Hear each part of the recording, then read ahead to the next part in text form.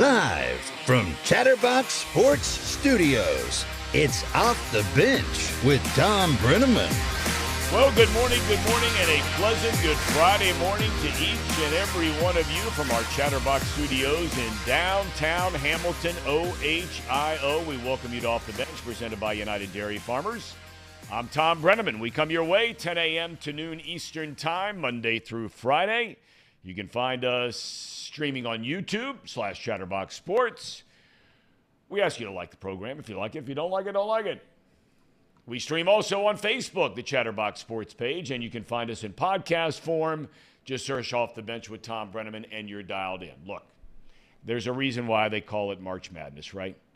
2 of the 4 Sweet 16 games last night were simply maddening, incredible, exciting, and the endings mind-boggling. We start with a game everyone was talking about. Would it live up to the billing? Now look, you may not be a Mick Cronin guy, but you had to feel for the guy before the game even tipped off. In fact, you go back 2 weeks ago, right? They lost the Pac-12 Defensive Player of the Year in Jalen Clark. Then they lose another starter in their second-round win to a shoulder injury. The two had combined this season for 21 points and 14 rebounds per game. Now think about that for a second. 21 points, 14 rebounds per game. Neither one playing last night. That's a lot. Yet, it didn't seem to matter at all in the first half. The Bruins raced out to a 13-point lead. They were in total command. But then came the second stanza, and then came the Zags. This Drew Timme guy, this dude's unbelievable. Unbelievable. And people, what's he going to do in the pros? I don't care what he does in the pros. This guy's a gamer, and he's unbelievable. So with a minute left, UCLA's down by 10. Down by 10. And you're thinking they're done. Somehow they tie the game. But as was the case in the Final Four just 2 years ago, this is what happened to UCLA. Not at all, because you've also dominated the offensive glass. Chances are you'll get more than one opportunity. Crawford for the lead. Heartbreaking. If you were rooting for UCLA. Great if you were rooting for Gonzaga. At the buzzer, my son told me that's the same play that Villanova ran when they hit that three.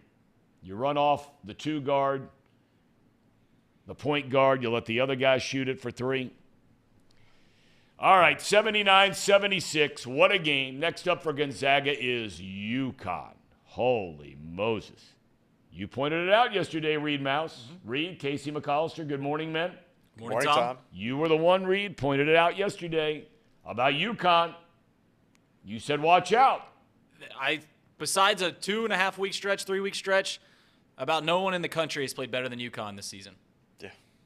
They were unbelievable yesterday. I mean, that looked like the UConn teams of old under Jim Calhoun. They just demolished Arkansas. 88-65. So Gonzaga and UConn with a trip to the Final Four on the line, tip-off tomorrow night, 8:49 p. In the East bracket, another thriller. If you watch this one, this was as good as it gets. Number 3 seed Kansas State against 7th seed Michigan State. New York City native, grew up just up the road in Harlem. Marquise Noel broke the NCAA tournament record. 19 assists. He also added 20 points as Kansas State beats Michigan State 98-93 in overtime. Take a look at some of the highlights from this one. Just a couple of plays. Noel putting the finishing touches. Nobody from Michigan State wanted to shoot the 3. I can't believe Hauser passed up the 3. And then this, Noel on the breakaway, reverse layup, celebration on. And how about this play? Did you see this? He's acting like he's talking to his coach, right? And then, look out, alley-oop, bam. That's as great a replay as you'll ever see, the camera work. Fantastic.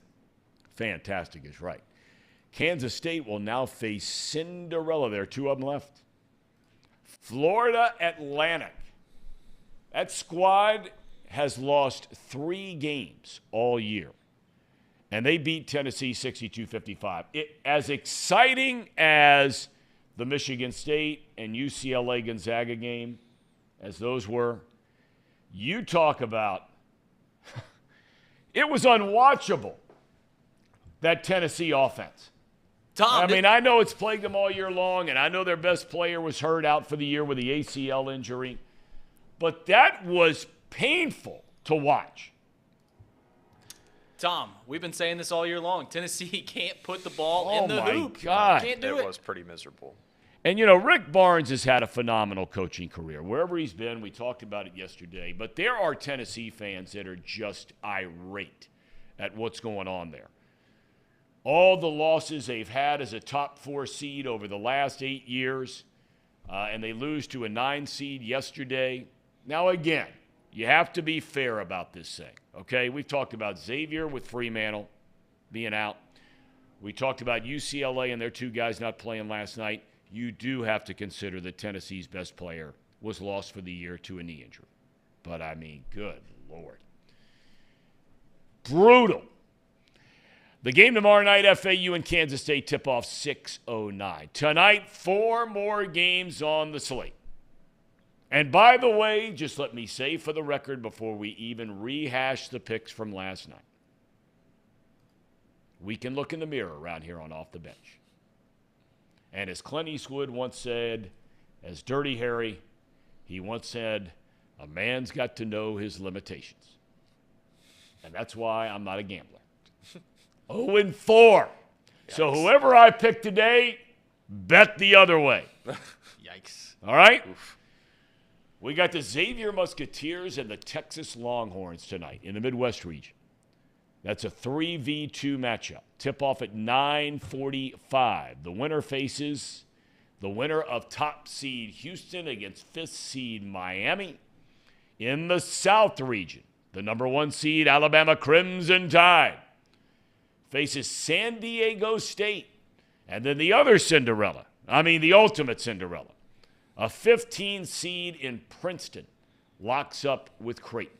Paul Fritzner is in Kansas City with the Musketeers, and he will join us later in the program. Speaking of, real quick, before we get off basketball, we're going to spend a lot of time, obviously, on the basketball. Did you see the comments made by Nick Saban yesterday? I did not. Okay, so Nick Saban has a player that he just suspended, okay? Now, in the press conference, Saban used the line which was used by Coach Oates, the basketball coach at Alabama, where Saban says there's no such thing as being at the wrong place at the wrong time. We all have decisions to make. There's no such thing. So he suspended this player for an entirely different set of circumstances. Now, once those words were uttered, Saban happened to be with the basketball team later when they were practicing yesterday, and he went to the practice, right? And all of this going back to Oates using that comment in reference to Brandon Miller and the gun that wound up he delivers to somebody who shoots a young woman and kills her. We know the story. When Saban is asked about it, he says, I have never one time in my life watched a basketball coach's press conference. Never one time. He said, so that is straight coincidence if I use the same words as Coach Oates. And Coach Oates says he wasn't bothered by it. He said, Coach Saban is a big supporter of our program. In fact, Brandon Miller, okay, they had Saban down there close to the court yesterday for their workout. And Brandon Miller said he couldn't believe that he was within, an arm's length as they're doing their drills and he's running by Saban of Nick Saban. So, are you believing that? There's 2 lies there. One is that Saban is just completely oblivious to what Nate Oates said earlier this year. There's no way that Nick Saban doesn't know what Nate Oates said. And secondly, Nate Oates saying he wasn't bothered at all by the comments. Now, I don't think Saban was making a jab at Nate Oates, but certainly Nate Oates did not like that Saban rehashed that comment that was earlier, brought so much controversy. You are spot on. I mean, there is no way. I mean, come on. Right. I love Nick Saban, but come on. I mean, it's Tuscaloosa, Alabama.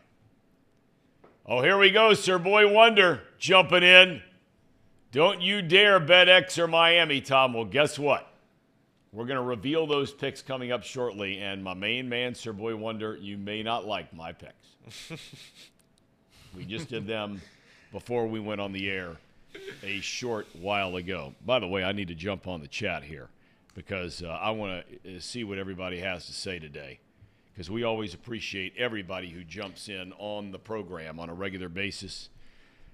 Seth is here. Everett's here. Boom shakalaka. He says his money is not on a game. It's on Paul being tired and perhaps hungover. I said it's a fair bet. You do? Oh, yeah. I mean, why not? Tip-off, he's going to go to both games tonight, right? You don't have to be there until probably 4 or 5 in the afternoon, right? And most importantly, he didn't give it up for Lent, so he can. That's exactly right. I'm getting ready to get my 4-day break coming up, starting tomorrow. They're trying to cancel. I'm told by the Catholics, and I was told by a minister who joins us all the time here when we had our Buffalo Wings and Rings. Tom, God knows what's in your heart. I've gone now 30-something days, right? With no alcohol. And I will go another 11 days upon returning from spring break with our son, which begins tomorrow. And I'm told the Catholics have a day of feast, right? Correct. Lent runs 46 days, but Jesus was tempted by Satan for 40 days. Right. I got the 40 plus. In fact, I've got 46 covered. And this little sliver, boy, I tell you, I'm still wrestling with it. I'm wrestling with it. We're sold, Tom. You don't have to justify. Laura Up says, Tom, you look like a man who is missing nothing. I have to tell you. Laura Up, you couldn't be more wrong. Couldn't be more wrong. That's your father. Yeah. In baseball, the Reds were clobbered by Seattle yesterday, 17-6. After the top 3 starters in the rotation, Green, Lodolo, Ashcraft, they've all looked great. Questions continue to abound about the 4th and 5th starters. Now, Brandon Williamson's in that mix. In 2 innings, allows 9 runs yesterday. Joey Votto, meanwhile, appears to be rounding into game shape. I'd bet money he's in the opening day lineup. He was 1 for 2 with 2 walks and a run batted in. Opening day, this Thursday, the Pirates come to town. Now, my picks were 0-4. But somebody yesterday, when asked what they would do with the Bengals backfield, brought up the name Ezekiel Elliott. Now, we don't know what the deal is, right? We don't know. But the former Ohio State and Dallas Cowboys star Ezekiel Elliott says he's narrowed his choices to 3 teams he'd like to play for this coming season, and one of them is Cincinnati. Now, Elliott has battled injuries the last 2 years, but last year still rushed for almost 900 yards and 12 touchdowns. He's also considered to be an excellent blocker in pass protection. The Bengals need it with no more Pirine. Could we see Zeke? Says he wants his old number back, 15. We've got that number available. That he played for the mighty Buckeyes with, won a national championship. Ran for like 500 yards in the semis in the title game. And then there's soccer. We can never, Casey, exit without a mention of FC Cincinnati. Of course. Playing in Nashville, although when you look at that, when you look at the preview of the game, we've talked about this, another head-scratcher when it comes to soccer. Every sport on the planet, when they put them up there graphically, the team on the left is always the road team, the team on the right is always the home team, but not with soccer. I had to double check and look at it again. Shame on me. They're playing in Nashville. That is tomorrow night, 8:30 Eastern. FC's having a good year, all kidding aside. I mean, they've only played 4 games, but they have the 3rd most points in the MLS. They have 2 wins and 2 I almost caught myself again. Almost said tie. The draws. I mean,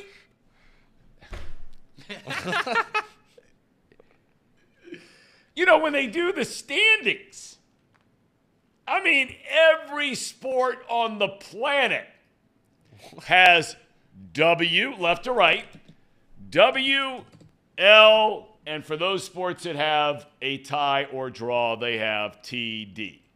But no, soccer, we go wins. We don't want anybody to lose. This is participation stuff here now. Okay? We go W, TD, whatever they do, and then L's. So a normal human being would look at that and think, oh, FC Cincinnati is 2-2 on the year. No. They're 2-0, but the 2 is draws, then losses. Tom, if you go to the MLS website, they have the version for you because it is labeled as win, loss, ties. Just for you. Really? Yes. Well, then you know what? I'm never going to bring that. If that's what the MLS does, then I give them credit.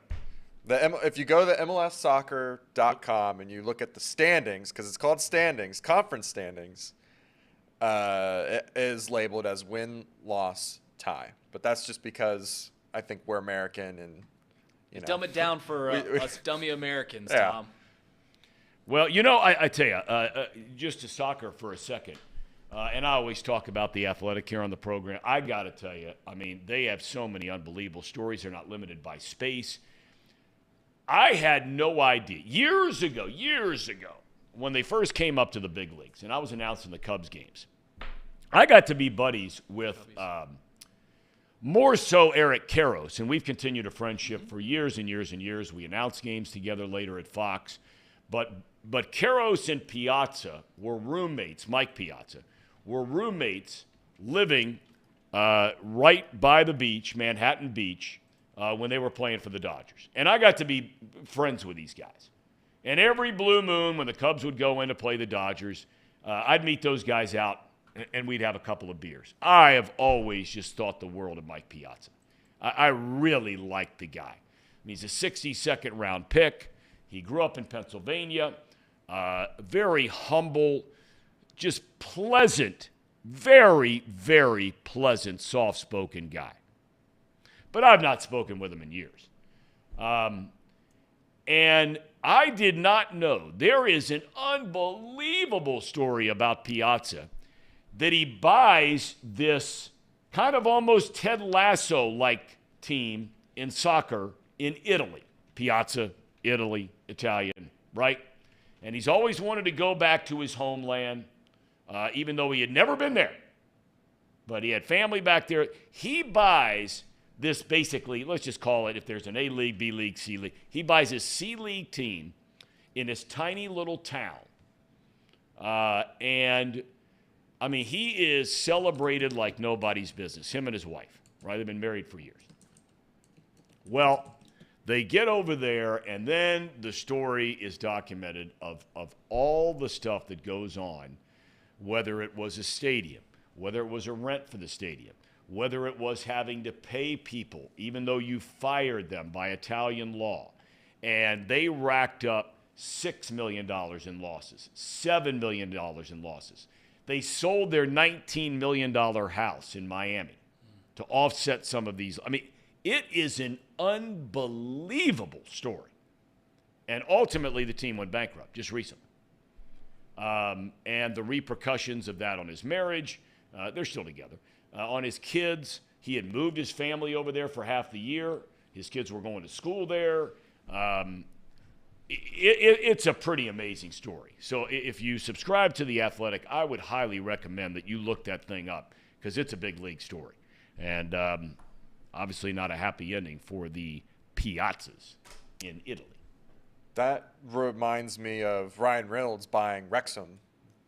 Well, not by himself, but him and the guy from It's Always Sunny in Philadelphia. Yeah, they go ahead McElhenney.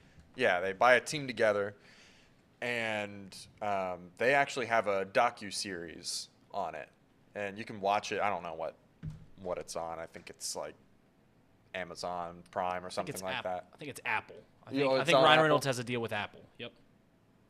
Well, perfect. I already have Apple TV. Have you guys watched Ted Lasso? I've Yes. not. I heard it's good. What a great show.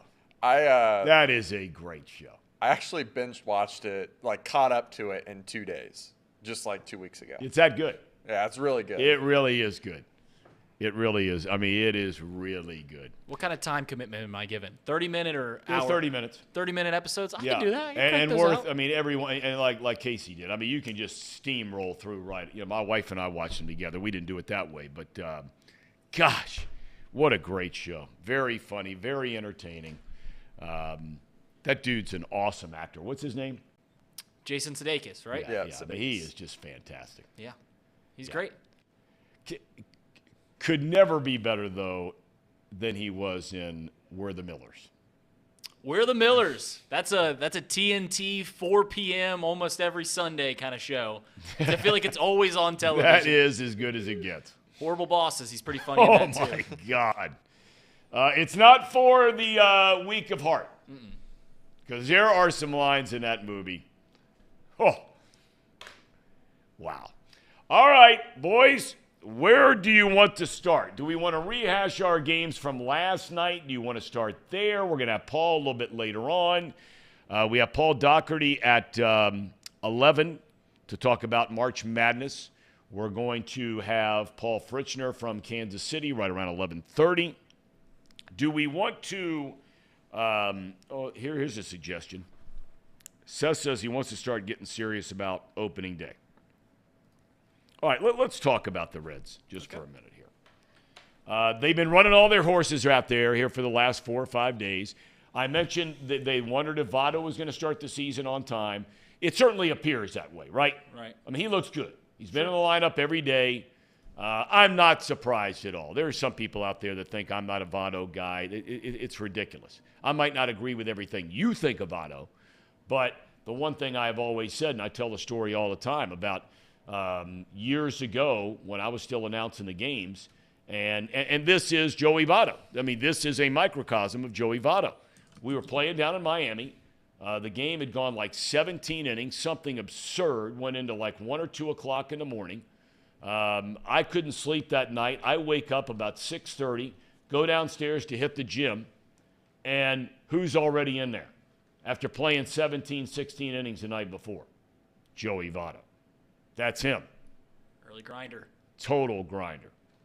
Total grinder. I mean, him and Pete Rose are one and the same guy as far as that is concerned.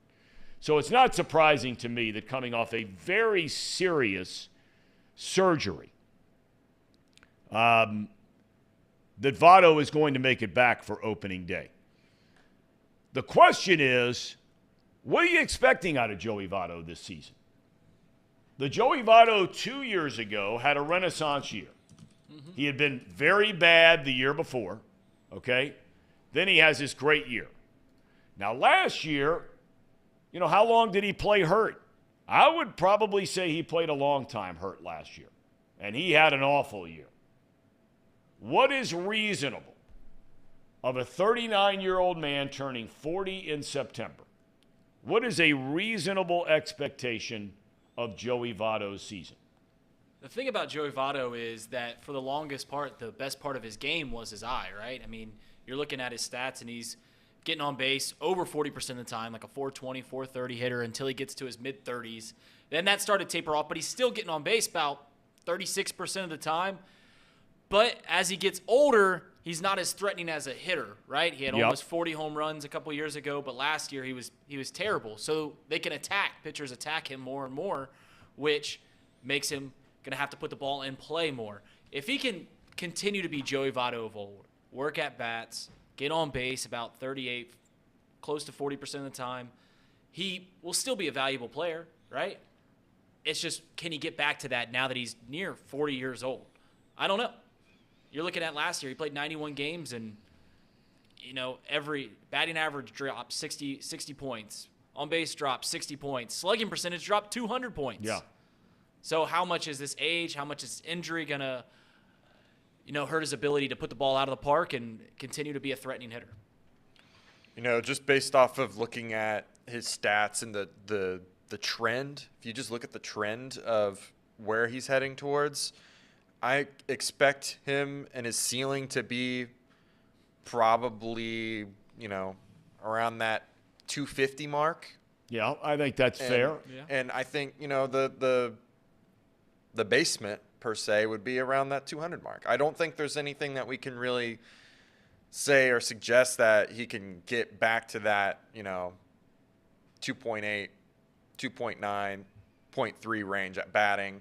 But like you said, you don't necessarily need him to do that. You just need him to get on base. So, The thing that Joey Votto can bring to this team, can benefit this team, isn't his play on the field going forward. It's helping develop these younger guys. He's at the age where he's well past his prime. He can still be a productive player, but how can he help, the Tyler Stevenson of the world and all these prospects that are coming up and getting Jonathan India back right to where he was as a rookie of the year?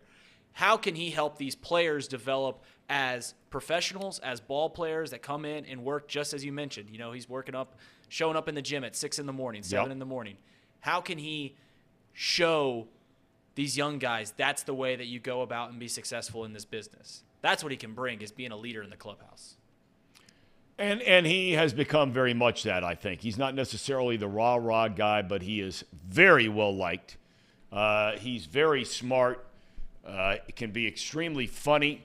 And Reds fans have started to see that side of Votto just here in the last couple of years. Is quite frankly, I'm not going to say he's come out of his shell, but he's come out of his shell. Yeah. Right? What did you think about him calling games last year? I think it's great. I've always wondered why guys who are hurt, and I mean hurt, where they're not going to be coming back anytime soon. I've always wondered why more guys don't do that. Because, for the fans, what's better than that, right? Votto getting up there and talking about it, I think he really liked it. I don't talk to the guy. I don't sit here and, correspond with him in any form or fashion. We've asked him to be on his program multiple times, and to quote Rob Butcher, the Reds media relations director, who's up from around this area, right? I don't know where Rob Butcher's from. Yes, he is. He has politely declined, and that is very much his right. But, yeah, I think it's great. I think he liked it. I think a lot of the guys find out when they go up in that booth that initially they like it, and then you find out that, okay, now I got to work at it, and Votto has never been against going to work at anything he's ever done. So it wouldn't surprise me one day he might not want to do 162 games. He might not want to do 110 games. Barry Larkin doesn't want to do that. Right. That's why Larkin's doing the home games and Chris Welsh does the road games. But would Votto be up as something like that? He would tell you, I'm not even thinking about that, because he's already said, I plan on continuing to play. Now, this is the last year, as we know, of his Reds contract. They're paying him $25 million. If they picked up an option on that deal next year, it would be for $20 million. If they tell him goodbye, they hand him a check for $7 million to walk out the door. How good is that? You get paid $250 million, and just to say goodbye, they hand you $7 million. Pretty good deal. You take that deal, wouldn't you, Casey? I'd take that deal. Damn good deal. I always, when we get comments like this, and this is one, I got to find this because I read it a second ago. Chad, who's in the chat regularly, and we love having Chad. And most of this comment I agree with, but parts of it I don't agree with. He says, I'm going to go to games this year for Joey Votto. I understand that. Thom, this management and ownership has wasted a great career. All right, let's take that part, and this is the part that I disagree with. Okay? If you look at Joey Votto's career, okay, in 2010, they had a team that won the division. In 2011, they had a team good enough to win the division. Same guys coming back, even added a little bit, right? It was time for Rowland to leave, Frazier's coming in, all those kinds of things, right?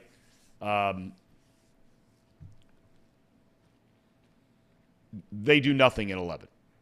12, they had the best team in the National League. They were the best team. They won the first 2 games in San Francisco. They had not lost 3 in a row at home all year long. They come back home and get swept by the Giants. And they can't score. I mean, they can't score. And they're facing guys like Barry Zito, who at one time was a damn good pitcher. No doubt. He wasn't by then with the Giants. Okay? And they can't score. I mean, you got Homer Bailey pitching 7-8 innings, giving up 1 run and getting beat. Right? 2013, they go to a 1-game playoff. They can't score. Now fast forward, after some lean years, okay, they get to a point where they spent a ton of money. Might have been bad decisions on some of the guys, but they spent a ton of money. They acquire Bauer. They bring in Moustakas. They've got a lot of good players around them. And what happens? Right? Okay, you got COVID. Then they come back. They're a 500 team despite talent that is much better than a 500 team. They get to the playoffs, and when I say they can't score, I mean they literally and figuratively cannot score. They don't score a single run, not one, in 2 games against Atlanta. Atlanta's pitching was good. It ain't that good. So if you really look over the 10 years of Votto's career, this year being the last of that contract, they have had teams that have been more than good enough to advance at least to a championship series, and the 2012 team should have competed for a World Series. They didn't. The other teams were playoff worthy or close to it. So while there have been some bad years, this ownership group, and look, this is the ownership group that fired my ass. So I'm not sitting here and going to bat for them in any form or fashion, okay? I'm grateful they gave me a chance to come back to my hometown. I'll forever be grateful for that. But I got myself fired. They didn't want to give me another chance to come back and right my wrong. That's their decision. God bless them. But I'm not going to sit up here and say that, they didn't give Joey Votto a chance and ruined a career with crummy teams. That's just simply not true. The next party says build the statue, name the street, give him everything. Couldn't agree more. Where'd you put the statue at? The whole monument. Well, you're going to have a lot. They're reshuffling a lot of that thing with their, gambling partner down there. Yeah, down They're there. building the building down there where those batting cages for the little kids used to be, right? Well, Is that where it's going? the sports book is already open in the machine room. BetMGM, not our sponsor, but they have a sports book. Well, that's for right now. Right. But I think they're building a Okay. free stand. I think. Okay. I thought I was told that. I'm going to be down there later today. I got to drop something off. So, I doubt I'll get into it. But Keith points out, once the playoffs started, the Reds offense left the building. Yes, it did. Checked out. That 2012 Giants team went on to win the World Series. So They did. right. But, anybody who was there, the single biggest play for me was you win the first 2 games. Now, we were talking earlier about basketball. You get bad luck with injuries, okay? Game 1, Cueto, right? He has to leave. So now your whole pitching thing is screwed up. Everything's messed up. And they had 4 rock-solid starters on that team that year, right? You had Latos, who was great down the stretch. Arroyo was still good. And Homer Bailey, the only big games Bailey ever pitched in his career, and there weren't many during his career with the Reds, and you can say he was good, he stunk, you can say whatever you want to say. Whenever the Reds put Bailey on the mound in a big game, that guy delivered the goods. He was fantastic. But the first inning of Game 3, so they're ahead 2 games tonight. The Giants don't score in the top of the first inning, okay? In the bottom of the first inning, Brandon Phillips gets on first base, and you're thinking, here we go. The crowd is jumping. You're thinking, all right. There's a wild pitch. Phillips tries to go first to third on the wild pitch, and he is thrown out from me to you. And just the whole balloon. And from that moment on, nothing went right. Tom, I got a question. Who do you think is a more legendary figure for the Reds? Barry Larkin or Joey Votto? Well, look, I mean, if you're going to go by stats, Votto is going to get the nod. But Larkin's a born. We know how we are about Cincinnati guys, right? Yeah. I mean, it's like the old Pete and Johnny thing, even though Larkin and Votto weren't teammates like Pete and Johnny were. I mean, Johnny Bench was the greatest at his position of all time. Still is. Yeah, I mean, of all time. Mm-hmm. Now, you might get into a debate about guys with Pete Rose and where he ranks with players all time. And he never really had a single position because we talked about it with Tracy, last week. He moved around everywhere. But Rose was always the more popular player. Now, some of that had to do with personality. Pete was much more outgoing. Johnny, around fans, tended to sort of clam up. He wanted his space when he got away from baseball. I think Johnny would be the first to tell you he probably should have treated the fans better than he did when he played. Pete did, and still does, treat him great. Johnny does now, too. But Larkin and Votto are very different kind of. I mean, they're very, quiet. Don't, unless you really are in their inner circle or a teammate. Mm-hmm. But I think Larkin would get the nod because he is a Cincinnati guy. They also had more success with Larkin. Well, that's right. That's right. And he was a more well-rounded player. Mm-hmm. Larkin was a great defender, was a great base runner, great base stealer, all those kinds of things. What do you think? I think Barry Larkin probably gets the edge there just because, they won the 1990 World Series. They went to the playoffs in 1995, the NLCS. So just probably more fond years remembering his time as a Red, more so than Joey Votto. I saw someone in the chat earlier bring up, we were talking about statues building around Great American Ballpark. Someone brought up that they should put Joey Votto, Barry Larkin, and a King Griffey Jr. statue. I don't think they should have a King Griffey Jr. statue. No. He wasn't good for the Reds. Not a chance. No His dad chance was better. at all. None. No way. Right. No way. I agree. Hey, Chad, by the way, you just said, Tom, you roasted me and I deserved it. Well said. Chad, I wasn't roasting you. I wasn't roasting you at all. I was just pointing out that we have a difference of opinion on it. Yeah. We don't all have to live in the world like you watch these politicians. You might disagree on something. You don't have to yell and scream and call each other bad names. You disagree to disagree. Move on. Your other points I said were fantastic. The other part about Junior, and I grew up with Ken Griffey Jr. Now, we weren't the same age. I'm a lot older than he is. But back in the days of the Big Red Machine, I was like a fifth grader when my dad first got the job, sixth grade, whatever it was. And we would always run around and play these games in the Reds' offices while the Reds were playing. And Ken's older brother who played football, you may remember, had the terrible neck injury, had to quit playing football, was a great football player. Craig. Played at Moeller, standout running back, went to Ohio State, got hurt on a kickoff return, and was told that, hey, you keep playing, you got a chance, you're never going to walk again. He stopped playing. So he was the one I knew a little bit better, but Junior was always running around there. Always loved him, was so much fun. Out in Seattle, the hat backwards, running around, big smile, whole 9 yards. I didn't see that guy in Cincinnati. Maybe it was because of the injuries. Maybe it was because of the pressure, right? Yeah. I don't. He seemed a little complacent. He had the injury early on, had a good first year with the Reds, and he just never really got back to that.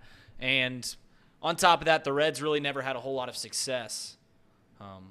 While Griffey and then Dunn came up. Well, there's no doubt. Didn't have a whole lot of success. I hate saying it, but I remember, and I've told this story on the show before, of coming in as a Fox announcer for a Saturday game of the week when the Reds were in the hunt, which was the first time in like forever. And I walked in that clubhouse on a Friday, huge series, and you got guys laying around on the couches in the clubhouse. I remember I looked at my dad and I said, does this go on all the time around here? This is 2 hours for the first pitch. This is a huge weekend series. Chance to get in the playoffs. And you got guys laying around. Tom, do you know where King Griffey Jr. is from? Well, I know where he was born, and I know where he went to high school. Where was he born? He was born, I believe, in Donora, Pennsylvania. Town of only 4,000. It's where his mom and dad are from. Right. He's a town of only 4,000. 2 Hall of Famers have been born in Donora. King Griffey Jr. and Stan Musial. How about that? And they were born on the same day, November 21st. Really? Yeah. How about that? How about that? Tom. All right. Now, what about, before we get into basketball, and we got Paul Dougherty come up to talk some basketball, and we'll ask him this same question, okay? Sir Boy Wonder said he lived in a town right next to Donora. Boy, Sir Boy Wonder's everywhere. In some form or fashion, it always comes back to Sir Boy Wonder.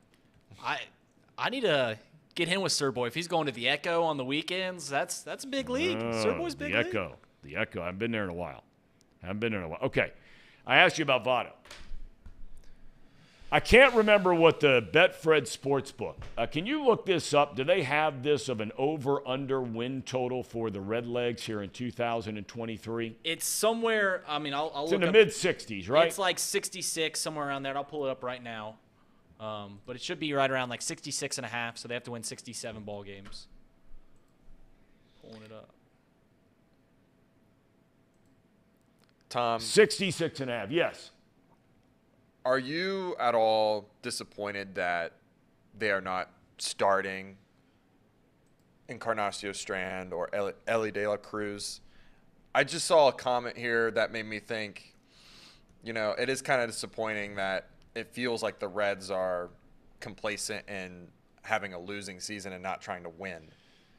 And it feels like they've been doing really well in spring training. Yeah. And I know that doesn't mean everything, Right. but wouldn't it mean something to the fans if they saw like, hey, these prospects, they're working out, they're going to try to start them. And I know it could like backfire if they play badly, but what are your thoughts Well, on here's the deal, what's going okay? on? I don't think that it's fair to say the Reds are one of those teams, and Reed, you're a big Cub guy. Yeah. The Reds have not been that team in recent years that holds guys back to start that clock. Yeah. They've given their young players a chance if they felt it was the right time to start with the major league team. I think they look at De La Cruz, they look at Encarnacion Strand. Yes, Casey, you're right. They've had incredible spring. There's no doubt about it. They've oftentimes, Encarnacion Strand, you could make an argument when he was still in big league camp and playing in the games that he was the best offensive player of any team in spring training in Arizona, period. Mm-hmm. But he's never played above Double-A. And when you look at what their situation is, they don't like him as a third baseman. It looks like his position is going to be for the long haul as a first baseman. Well, let's look at where you are. Okay, when they sent him back to minor league camp. Okay, you have Votto, who's your first baseman. They've already stated that Tyler Stevenson is going to be playing a lot of first base or DH and not catching all the time. Okay, right. So Votto's not in the lineup as a left-handed batter. You got Stevenson down there. Mm-hmm. If for some reason Votto's not ready, they're talking about playing Will Myers down there. Mm-hmm. So how much playing time is Encarnacion Strand going to get in the first month of the season? And when they made this decision, they probably knew internally that Votto was going to be ready for the year, but at least the rest of us didn't know it. So that's what they're looking at. And they're saying, let's send the guy to AAA. Let's let him get some time under his belt. Maybe they continue. Now, here is where I've always differed with the Reds on things like this. I've always had an issue with and this goes back to the Yonder Alonso thing. Alonso is not a great athlete, okay? He was a first baseman, but the Reds had Votto. They wanted Alonso's bat in the lineup. So they flirted around for about 3 days out in left field, him working out. It didn't look good. It didn't go well. So they completely shut down the idea of doing it. You got to give a kid a little bit more time. They had Billy Hatcher as their outfield coach. Nobody better on the planet than that guy. But they should have been starting that stuff in spring training when Eric Davis is there and Billy Hatcher is there and things like this. This is Encarnacion Strand. Now, Stier's a third baseman, right? Correct. Okay. And I don't know what he's going to be. What do you think he's going to be? I Good think player, mediocre player, or what? I think he could be a player that plays in the MLB for a long time. Okay. I think he can be a nice ball player. Okay. But he doesn't have the upside offensively that No, Encarnacion. no, Okay, no, all he right. doesn't. So, and I'm sure they're doing it. But if they're not, then something's wrong. If you know the situation you have at first base, even beyond this year, and it appears as though Stevenson will continue to get more and more playing time as a first baseman. You don't want him to get hurt, get a concussion, catch, and all that kind of stuff, right? Even though he says he wants to catch. This Encarnacion Strand, his hands better be bleeding for me, getting better at third base. And I'm going to be interested to see where they're going to play him when they send him to AAA. That's going to be interesting. The thing about all these prospects for the Reds are they're all infielders, right? Every single one of them. Yes. For the most part. A lot of shortstops. A lot of shortstops. So, I mean, there's only one shortstop that can play on the field at a time. So you can't bring them all up and just disperse them around the field. You've got to, figure out where they're going to play in the major league system. And another thing you got to realize about the prospects not coming up or not making an opening day is the Reds at the end of the day, they're still a business. They're still trying to sell tickets. That's so right. You get that opening push, opening day, first couple weeks, people come out to the ballpark because they just want to go see a ball game. Then you start dwindling in attendance around May and stuff like that. That's when you bring up one prospect, sell a few more tickets, bring up Ellie De La Cruz, Encarnacion Strand, whatever, after they get a month in minor leagues, and you get that jolt from seeing them play a little bit. Then in June, you bring up another prospect, and you kind of – That's right. You think it's strategy. I think that it is a strategy thing. I think it is also just the fact that you can't have all these guys come up at the same time, and there's no need to really push for this year because I don't think even if all these prospects come up and they're great rookies, I don't think this team's going to compete to make the postseason. So what's the point of rushing this team? Yeah, I agree. And I mean, I still think, though, it would be an unfair statement to say that the Reds have always held guys back, worried about the clock ticking for arbitration and free agents. They've not been that franchise. They have given guys a chance right from the get-go if they felt like they are ready. All right, I'm going to throw it to the Ham and Eggers. We're going to start getting into college basketball when we come back. Stick around on Off the Bench, presented by United Dairy Farmers. It's that time of the show, the Ham and Eggers. These guys are great, trust me, I would know. I introduce all the best segments. Well, Shoo-wee, that's some good water, Casey. that looks like some very good water. That is premium hydration. I got to tell you guys a little story. So last night I ate something a little rotten and, had a bad night, was sick. I don't get sick very often, and when I do, I'm a baby about it. And golly, I didn't think I was going to come in today. Here I am, and the only thing that got me through this is this superior hydration. It's Pawnee water. And I got to ask you, Casey, are you still – I've asked you this multiple times. Are you still drinking regular water? I don't want to anymore. I don't want to drink regular water. Well, it's good because they have a superior hydration method. That's alkaline water. Pawnee is some of the best stuff. They got natural limestone filtration, and it is a repeat winner of the best tasting water in the world because it's sourced right here in Hamilton, Ohio, 45013 zip code or 45011, depending on where you're at in town. It is Pawnee, PAHHNI, water.com. Be sure to check it out. Be sure to get some Pawnee water. It's good stuff. Casey, did you watch any of the basketball games last night? I did. I caught the end of the Michigan State-Kansas State game. I then was going to start watching the rest of the Arkansas game. I decided to flip that off because that was just UConn's a wagon. Yeah, UConn just was smoking them the entire time. I think at one point they were up by like 30. It was like really bad. Mm-hmm. So then I was watching the FAU-Tennessee game and finished that one, and then started watching the UCLA-Gonzaga game, and then it was getting too late for me, so I ended up going to bed. Didn't finish that one. But yeah, it was around the time of the end of the UCLA-Gonzaga game when I started not feeling well. So that was that's going to be a scarred memory in my past now. But both games, both between the Gonzaga-UCLA and the K-State-Michigan State game, were absolutely fantastic. Marquise Noel. What a game. Sets the NCAA record for assists, Casey. That's incredible. Did you watch that? Did you watch that alley-oop live? Yes. You did? Yes. That was incredible. Absolutely. I mean, that's what it's all about. That's what this whole month's about. That's what college basketball. You get to the end, and you just hope for great basketball games. That's what we got. It's a shame that, we got 4 today. We'll have 4 in the Elite Eight. So that gives us, about 11 games, 11 college basketball games left for the rest of the year. Then it's baseball season. But, man, you got to cherish these last 11 games. And that means we got 4 games left, Tom, of our Xavier Musketeers. We got the win tonight. We got the game on Sunday. Then we got the Final Four in the championship. I'm rocking the Muskies today. No IU shirt. All Muskies now.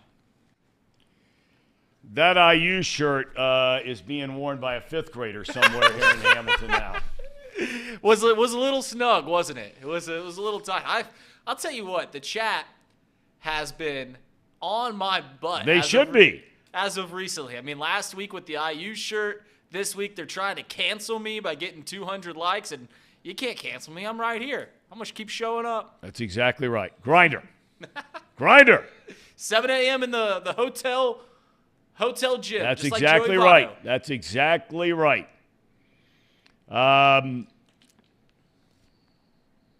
Yeah, I mean, we've gotten a lot of good folks jumping in on the whole baseball thing. I mean, look, we're going to have to shift gears on this show and cover a lot of baseball this upcoming summer. A lot of folks in the chat, they're talking about, some of the prospects. The line you hear all the time is, hey, look, what's the difference? Whether it's Encarnacion Strand or De La Cruz or whoever you want to pick, once they get up to be a big star, the Reds are going to trade them away. Again, that's not the track record. Tom, I got a It's question. not the track record. They held on to big stars, fan favorites, too long. No doubt. The Jay Bruces, the Aroldis Chapmans, right? All those guys, the Todd Fraziers, they held on to all those guys for too long.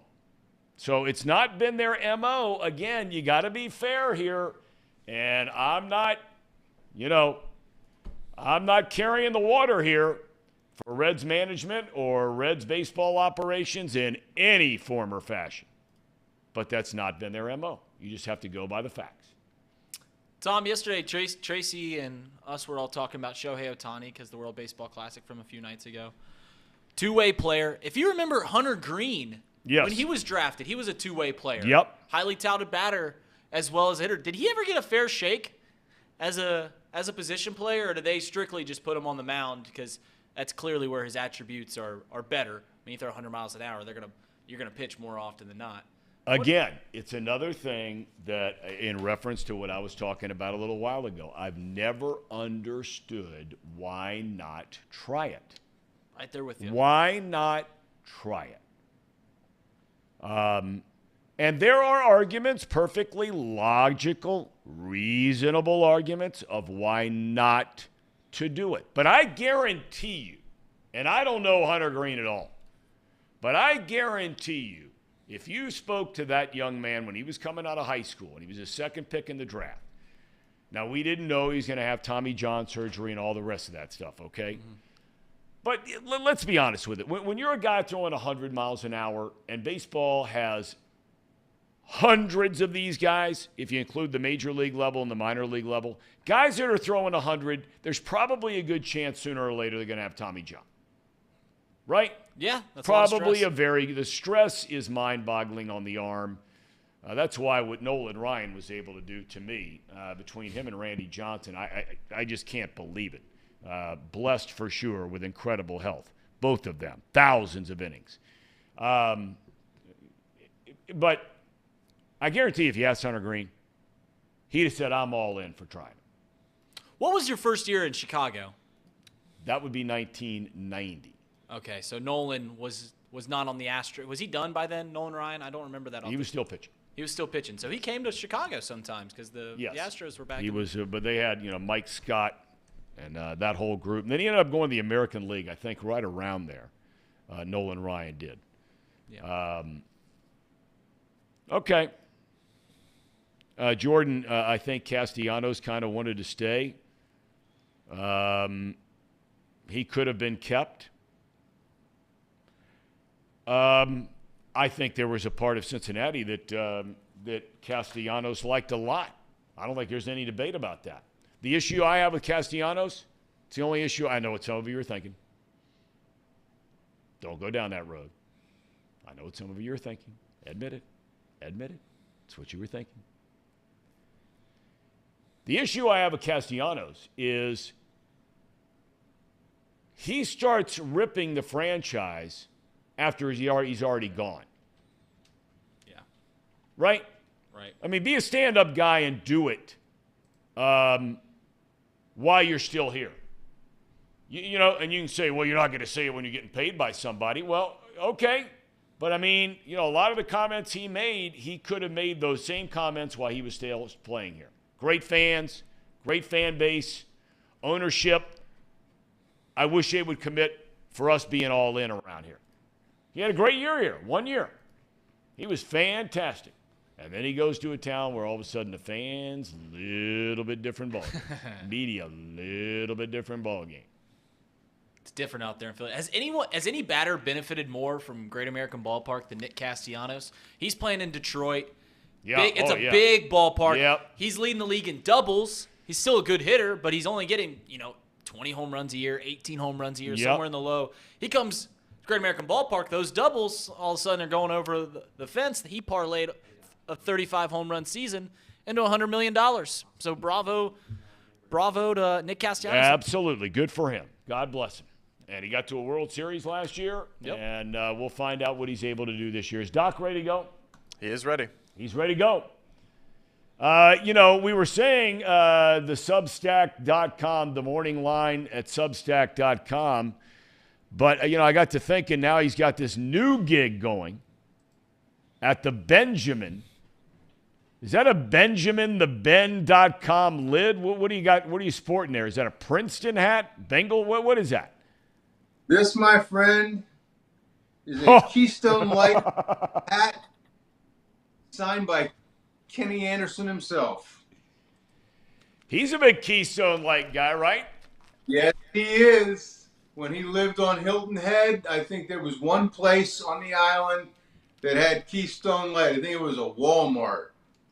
And he put in his personal order for Keystone, couple of cases every month. I think he was the only guy on Hilton Head that drank Keystone, except when I go there on vacation, which is rarely. So another reason to love Kenny Anderson. There's no doubt. Why do you think he's not in the Hall of Fame? I don't know, because he played here. Because nobody here has ever actively campaigned, politicked for him.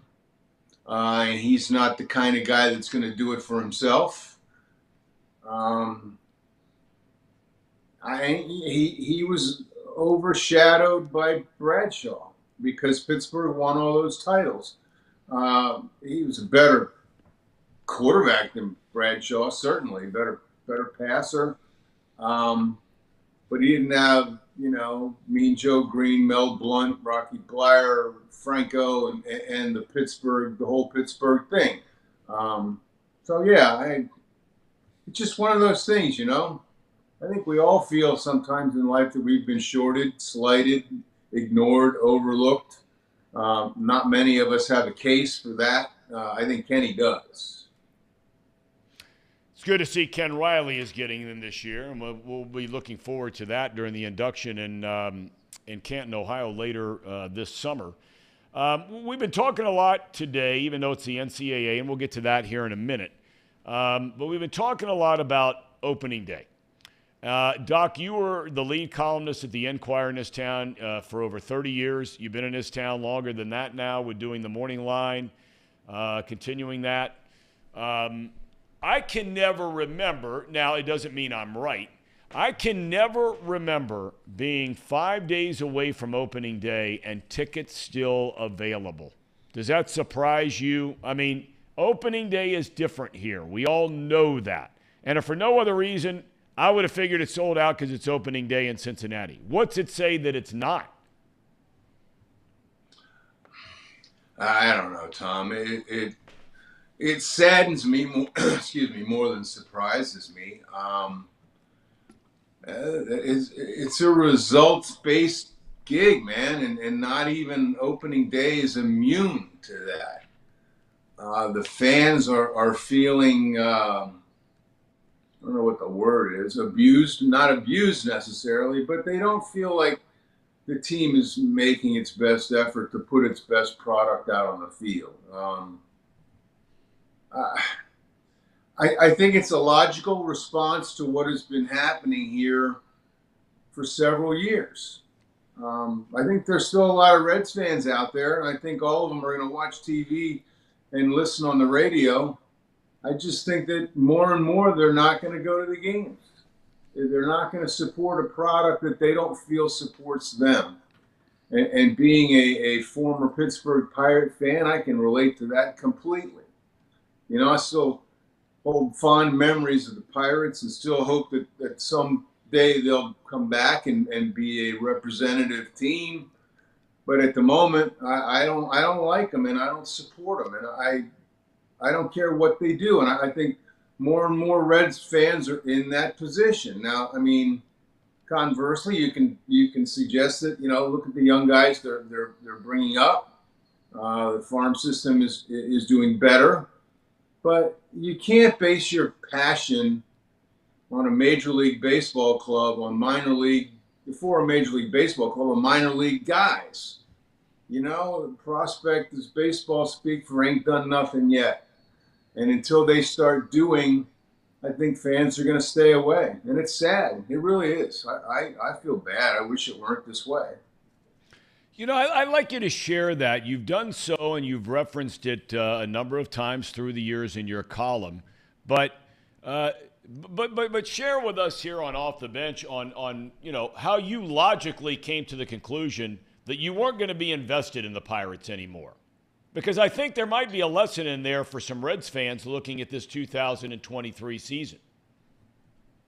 Yeah, sure there is. I don't think that the ownership of the Reds is quite down to the level of the ownership of the Pirates. But it's trending in that direction. My dad was an heirloom, like lots of kids in sports. The teams that you follow are the teams that your dad followed or that your grandfather followed, and so on and so forth. I was a Pirate fan from the time I was about 5 years old. My dad spent part of his youth right outside of Pittsburgh in a town called Mount Lebanon and kind of bequeathed me the team. And, man, I was all in for many, many years. When the first year out of college was 1979. Pirates went to the World Series. That whole summer I spent trying to get the Pirates on the radio from Maryland, where I was living and working. They saw me through that 79 summer when I didn't know anybody, didn't have any friends, and so on. And then they got it back together. After that, they played really good baseball early in the 90s, and then they lost Bonds and Van Slyke and Bonilla and Doug Drabeck. And it was really the first team that was crushed by free agency, hung with them. Even when they made no attempt to get better for years, when the owner, Bob Nutting, was totally unresponsive to fans and to the tradition. It's a good baseball tradition in Pittsburgh that was handed to him. And I finally lost it when they traded three pretty good players, young players, Austin Meadows, Shane Baz, and Tyler Glasnow, to Tampa Bay for a guy named Chris Archer who couldn't strike me out. And I said, that's it. I can't do this anymore. That was maybe 5 years ago, and I just quit them. And I haven't looked back, and I hope they do well, and I'd love to come back one day and be a fan. But 55 years into it, I said, screw this. I'm not doing this anymore. If they don't care about me, why should I care about them? And I do think that's kind of an existential question that lots of Reds fans are asking right now. I think it's a great point. I think it's a fantastic point. We shift gears to college basketball. You know, I made the comment in the monologue, whether you're a Mick Cronin fan or you're not, and I'm very much a big Mick Cronin fan. I mean, there was a part of me, not to the level of Kenyon Martin's devastating injury, breaking his leg in the Conference USA tournament when Huggs was there. But there was a part of me, even before the tip-off last night, I just thought to myself, man, can these old UC guys catch a break? They lose the Jalen Clark kid, then they lose another starter in the second round. He clearly had the kind of team that I think could have won a national championship this year. They made a phenomenal run at it, but they come up short, getting beat again at the buzzer by Gonzaga. Yeah, the other injury you were talking about, a kid named Bona. Yeah. He's a hell of a defensive player, and he would have been guarding Drew Timme, who, by the way, is really my favorite player of this tournament. This kid, Drew Timme, he's a piece of work, man. He's like the Big Lebowski of college basketball. But anyway, Bona would have held Timme to maybe somewhat under 36 points like you had, and they probably would have won. Yeah, I feel for Mick. I'm good friends with Mick. I really treasure our friendship. They lost a game last night that they probably would have won had those two kids been healthy. Although, that said, they did go 11 minutes without a basket in the second half. And that was reminiscent of some of Mick's early UC teams, right? And they had way too much talent to go 11 minutes without scoring a basket. But that said, the kid that you meant, the two players that missed the game, probably would have impacted the game to such an extent that they would have won that game. But I don't feel too bad for Mick. He loves life out there, man. He loves that California lifestyle. He hangs out with Joe Pesci and smokes cigars at some club they belong to. His daughter loves it there. So in that respect, I don't feel terrible for him. But I hope at some point he gets a ring. That would really be great. Yeah, no doubt about it. So now you shift gears. We do have a local team that's still alive, and that being the Xavier Musketeers tonight against Texas. They've had an injury of their own, but they continue to play very, very well. I thought they, obviously they have the comeback against Kennesaw State. I thought they were helped tremendously by the officiating down in the closing seconds, but that's neither here nor there. Then they look great against a very average Pitt team. Tonight, a real test. What do you think? I don't know enough about Texas, Tom. I haven't seen Texas play all year. I know that they had a good year in a very good league. I know they've had some big wins. Beat Kansas twice already this month. They beat Gonzaga by 19 earlier this year. I think they have a better roster than Xavier.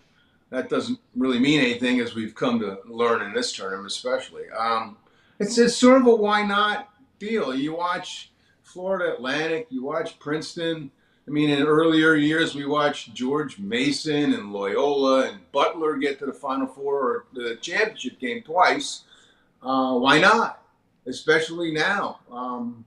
I think it's a legitimate question where maybe in the past it was wishful thinking. Can Xavier win a national title? No, they got to get to the Final Four first. They haven't done that yet, but that's possible. And after that, who knows? I don't think they're going to win tonight. I think if they had free mail, they probably would. But I've been wrong a lot this tournament. So X fans, man, take heart. If I don't pick them, they'll probably win. Well, I mean, I went 0 for 4 last night, and that's why I said in the opening of the show, that's why I thank God one of the very few vices I don't have is gambling. And so, therefore, I'm grateful I'm not a gambler. Do you have any teams left in your original bracket? Do you have any Final Four teams left? Yeah. I got Gonzaga winning it all. Wow. I got them, and I've got Alabama. Those two are left, yeah. I mean, I'm not winning the pool or anything, but I did put a small wager on Gonzaga winning the national championship, which will pay off kind of handsomely if that happens.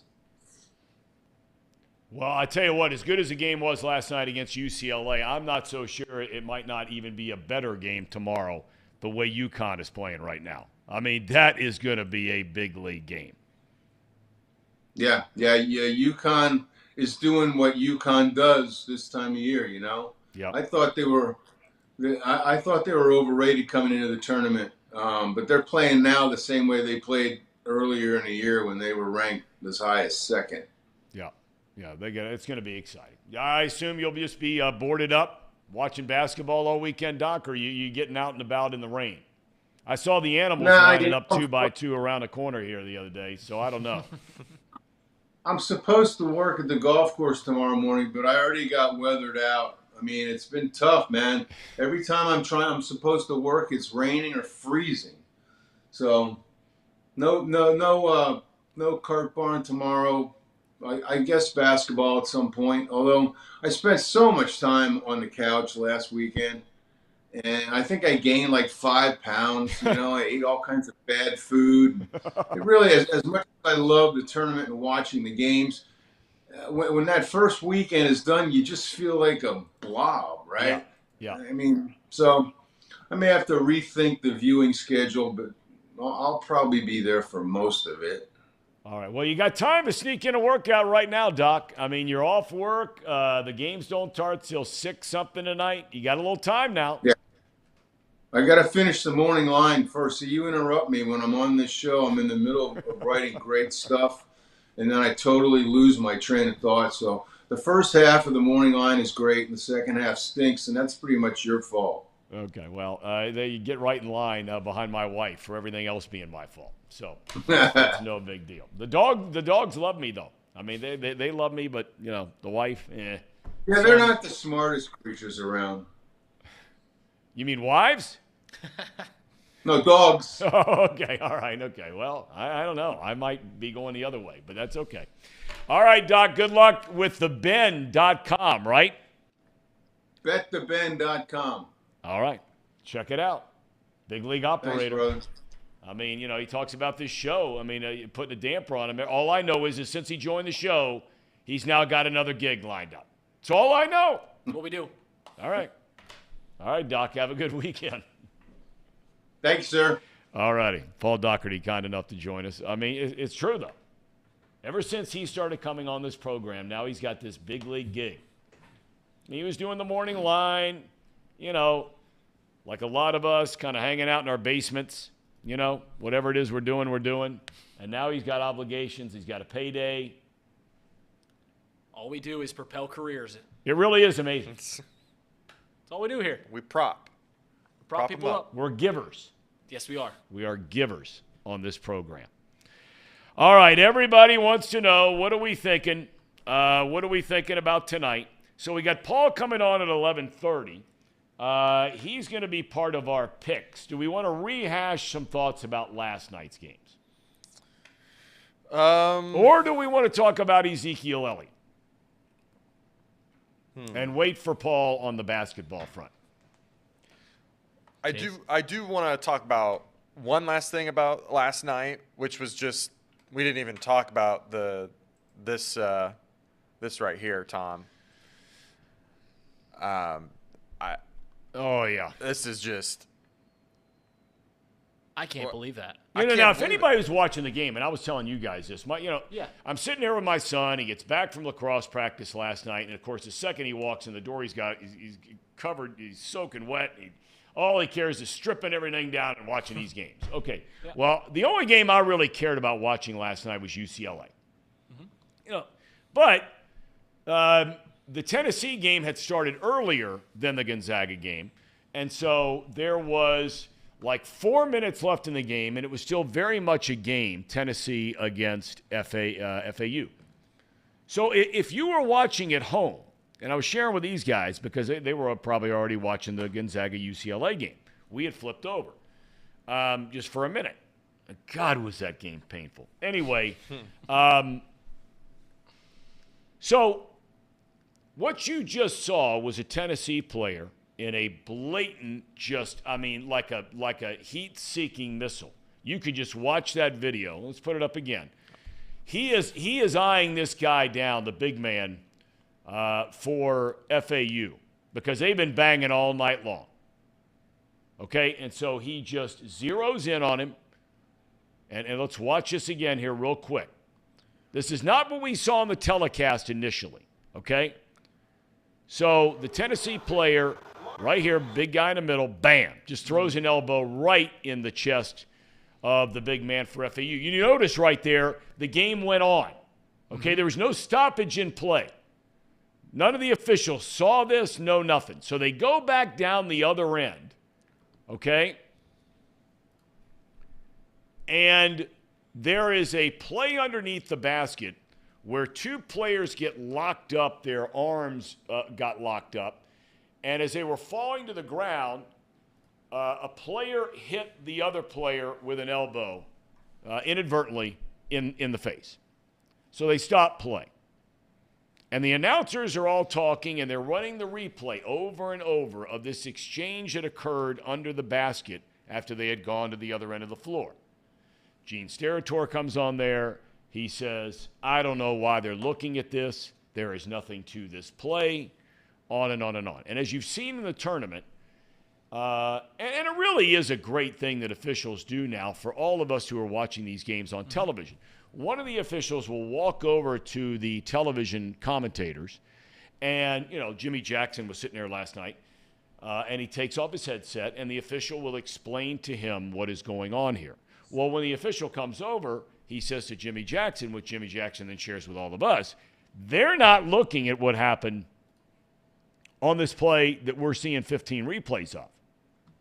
They're going to be looking at a play that happened at the other end of the court. And that was this play. I don't know why the guy wasn't thrown out of the game. That's not basketball. I like a little bump here and there. I like it getting physical. I think that's fun. I think that's all in the spirit of the game. But that play right there from Euros Plavsic, terrible. That's not basketball. And I'm with you, Tom. There's no room for that in the game. And you saw Kyle Flipikowski from Duke tweet something out about saying, yeah, I dealt with this for 40 minutes. And you watched the Duke-Tennessee game. It was a very physical game. That's why Duke couldn't hang with them, and that's Tennessee's MO. But that's not right. Just straight up not right. Casey, did you watch it? Or you just saw the highlight? I just saw the highlight of it. Okay. But I thought we should talk about it since we hadn't talked about it yet. And if you want to talk about Zeke Elliott now, we're more than welcome to get into that discussion. When you asked me yesterday. Where's your crystal ball at, Tom? I told you where it was yesterday. Why didn't you use it for your picks? I picks? told you this yesterday, that if you asked me what I would do with the Bengals. I had asked you guys the question. Are the Bengals better today than they were at the end of last season when they lost to the Chiefs in the AFC Championship game? I didn't ask if the Chiefs are better. Right. I asked if the Bengals are better. And we walked through. They're not better at safety. Now, they might end up being better safety, but today they're not. Okay? They're the same tired pass rush. Although I'm going to give Osai some room here because he really came on strong. Forget the penalty. Kid, it happened. But I think he's got a chance to be a good pass rusher. And I'm not going to throw in the towel on Carter being a good passer. I think they've got some guys that maybe. The offensive line is certainly significantly better. They have questions at tight end. I mean, they don't have a guy at tight end.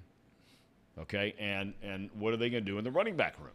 So I said, for me, if I could get what I would do, if I know there are two areas where we took a big hit being the Bengals, would be a running back who can pass protect, P. Ryan's gone, and a running back who is really good on short yardage, tough yards in the red zone. The Bengals said they want to be a better red zone rushing team and scoring touchdowns. Mixon is an excellent player. I really believe that. I don't think there are 10 guys in a league all around that are a better running back than Mixon. Had he not missed the 2 or 3 games last year, he'd have rushed for over 1,000 yards again. Even though the Bengals were a great running team, he catches the ball out of the backfield. He's a very, very good player. Now, is he a $10 million a year player? Knowing the decisions you got to make? Maybe not. What I said was, if I could have a running back's room where they're right in the $10 to $12 million range, they being 2 of them, meaning you renegotiate Mixon's deal, give him a chance, as James Rapine talked about here 2 days ago. Mixon wants to be here. He doesn't want to go anywhere. So spread it out. Sign him to a 2-year deal. Renegotiate the thing where he ultimately gets his money in the long run. If he produces, you put it in some incentives in there. And then I said, depending on what you could get Ezekiel Elliott for, is what I would do. He answers your pass protection problem. He answers your short yardage problem. He still ran for almost 900 yards and 12 touchdowns last year. The guy is a gamer. Played through a serious knee injury 2 years ago, did not miss a down. And a guy still wants to compete. You guys laughed at me when I said Ezekiel Elliott yesterday. You laughed at me, and he wound up being in the news. Well, Go ahead. Go ahead. he put out his landing spots. I understand that. But to be fair, like a few points here. Ezekiel Elliott, you mentioned the Bengals struggled in short downs, right? Yes. In the red zone. In the red zone. I don't think that's a running back problem. I thought that was an offensive line Fair problem. enough. I think when they fix the offensive line, things go forward. It'll be fine. Secondly, about Ezekiel Elliott, I'm of the mind that you should just draft guys. You should just draft running backs. I mean, if you got to get one veteran, get a veteran. If Ezekiel Elliott is cheap, then sure, you can take a flyer on him. But if you're going to be paying, I mean, even over $4 million for Ezekiel Elliott, forget about it. You can get somebody else for probably just as good. I think running backs are a dime a dozen.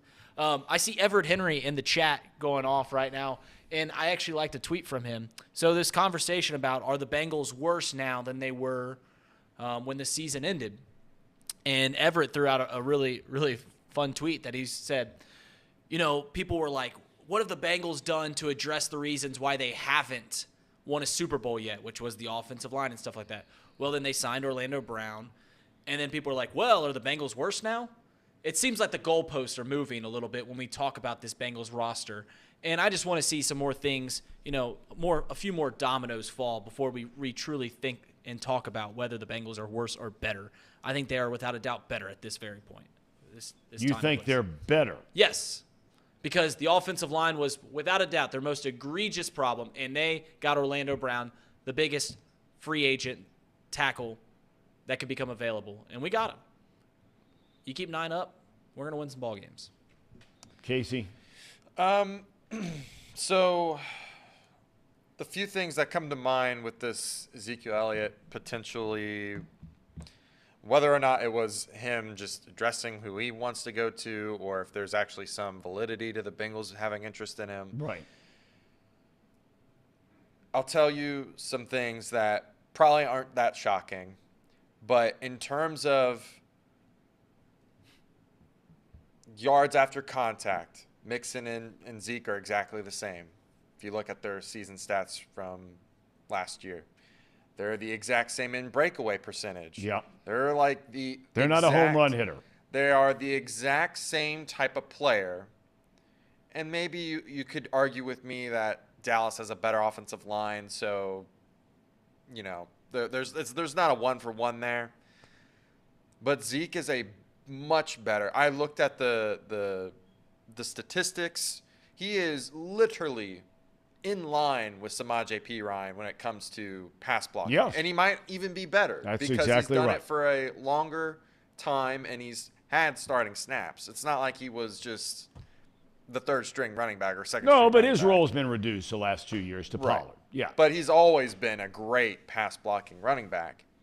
And if you get the way I look at it is we don't know what his money is. That's right. And we if don't. he's Right. willing to accept a reduced role like a Samaje Perine role, that's almost a no-brainer in my mind.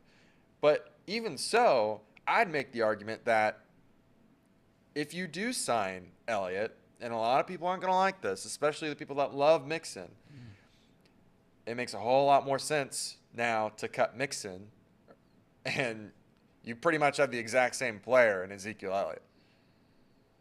Statistically That's an speaking. interesting take. And you could go get a guy in the third round, second round, It's or an whatever you want very to interesting. do. See, Casey, that's why you're the star of the show. But I mean, that's a fascinating. It's a fascinating and a perfectly logical, legitimate take on that. and I don't know. I think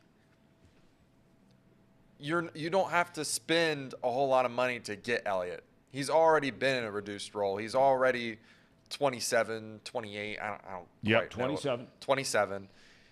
He's not going to cost you a lot. So I think it makes sense. You save $10 million if you cut Mixon after June 1st, I think. Yep. So you've got the salary there for him, at least. He's not going to cost more than – it wouldn't make sense if he cost more than $5 million for the season. And I don't think you would get him more than a season or two. So you trade Jonah Williams, you cut Joe Mixon. How much money you saving?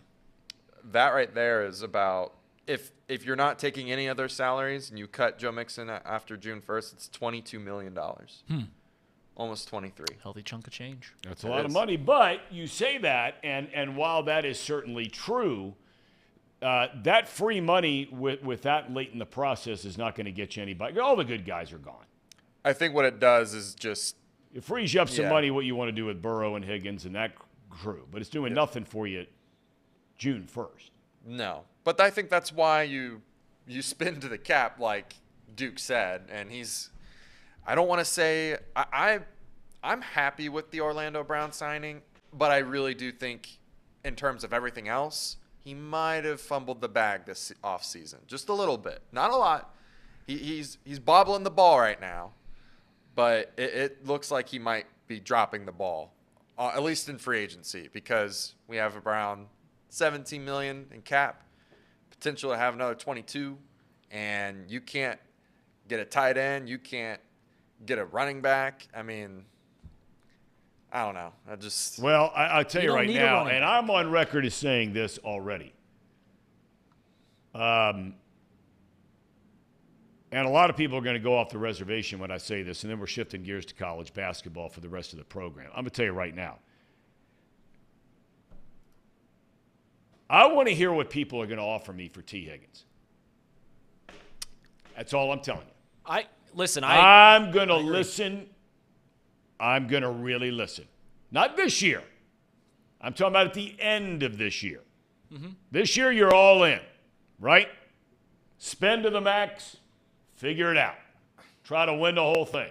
After that, I looked at what the Chiefs did with their wide receiving core. You can win without having two great superstar receivers. You know what I'm saying? Especially if the line is fixed or improved. That's exactly right. I'm always of the mind that you should listen to people if they want to call you and argue. That always becomes a talk on sports talk show when, a baseball player or a basketball player, like, we're open to hearing offers for so-and-so. It's like, you should always be open to hearing offers. I mean, if they trade you if they offer you some crazy deal, then you've got to say yes. I mean, even Joe Burrow, there's a price for Joe Burrow. There's a price for all of them. There's always a price. I don't think you'd listen to Burrow, but I know what you're saying. I know but Higgins, I know people in the chat are going crazy. I knew they would when I said it. I didn't say it to make you guys crazy. But I'm just saying, I love Higgins. I love the player he is. I love the guy he seems to be. His mom seems really cool. He's a great player. Mm-hmm. But if somebody came to you and they offered you A, B, C, right? 2 first-round draft picks and a stud player. Stud. Not some stiff. Not some middle-of-the-road guy. Stud. Right? Right. Let me say the 49ers came along and they offered you Kittle and 2 first-round draft picks. You making that deal? Yeah. Hell yeah, you're making that deal. Damn good deal, Tom. Call my old buddy John Lynch. Get him on the phone. GM. Niners. All right. Apparently, after stumbling around, Lord knows what he did last night in Kansas City. No. After stumbling around, he has made it to his computer. Still got that beautiful painting and that big league Marriott he's staying in. Is Paul Fritzner. Paul, what did you do last night? Tell the truth. What did you do last night? You watched basketball. Where did you watch it? And then what did you do? Because you got the hour time difference thing. So it was only 11:20 when that UCLA game ended. That's exactly right, Tom. Yeah, so my hotel is right across the street from the Power and Light District, if you know Kansas City. We're right across the street from that, so we can just walk 2 blocks and we're there. So we were all over at the bars watching the games for all 4 games. It was incredible. All the games were great. I mean, UConn game was a blowout, but other than that, great games, and it was a fun night. Yeah, once we got the work done, it was a fun night. All right, so what stands out for you last night? I mean, we've talked a lot about, the UCLA game. They had the other kid that was injured to go along with Clark. It looked like they were in full command of the game. Then they go 10, 11 minutes without scoring a field goal. I thought that Tiger Campbell and Jaquez were just completely – they were worn out. They were paying basically every second of the game because they were so thin on that bench. But another classic ending to the Zags v. UCLA.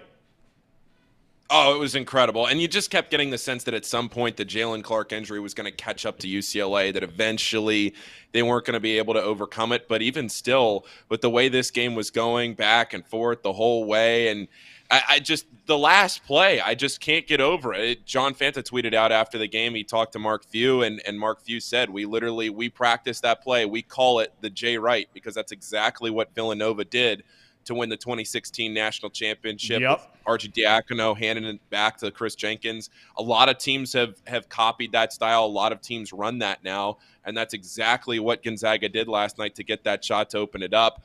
What a game, back and forth. Kevin Harlan on the call. I mean, that is college basketball at its peak. What a game. What a game. You've been talking about, Reed has too, about UConn all year long. If you just went on the 4 games last night, and of course we don't, it means nothing when you tee them up, in UConn's case again tomorrow night against Gonzaga. But as far as the opening 4 games of the Sweet 16, they look to be by far the best team, to me. Well, I'll ask this question to you, Tom, that somebody asked me yesterday. Is Connecticut, out of conference, the greatest college basketball team of all time? You tell me. You're the one who follows this stuff all the time. I go to bed at night. The rest of you guys are up all night drinking beer and watching basketball. Yeah, I mean, UConn doesn't have a non-conference loss this year. Every loss that they took this year came in the Big East. They do not have a non-conference loss. They are slicing and dicing these teams. They are making these games look uncompetitive. If you think back to that Villanova national championship run in 2018 where they won, I think, every game by 15-plus points, double digits at least, but it might have been 15-plus. And it just felt like it was – Reed, you're really screwing me up here, man. Reed, you're really doing it today. You're really doing it today, Reed.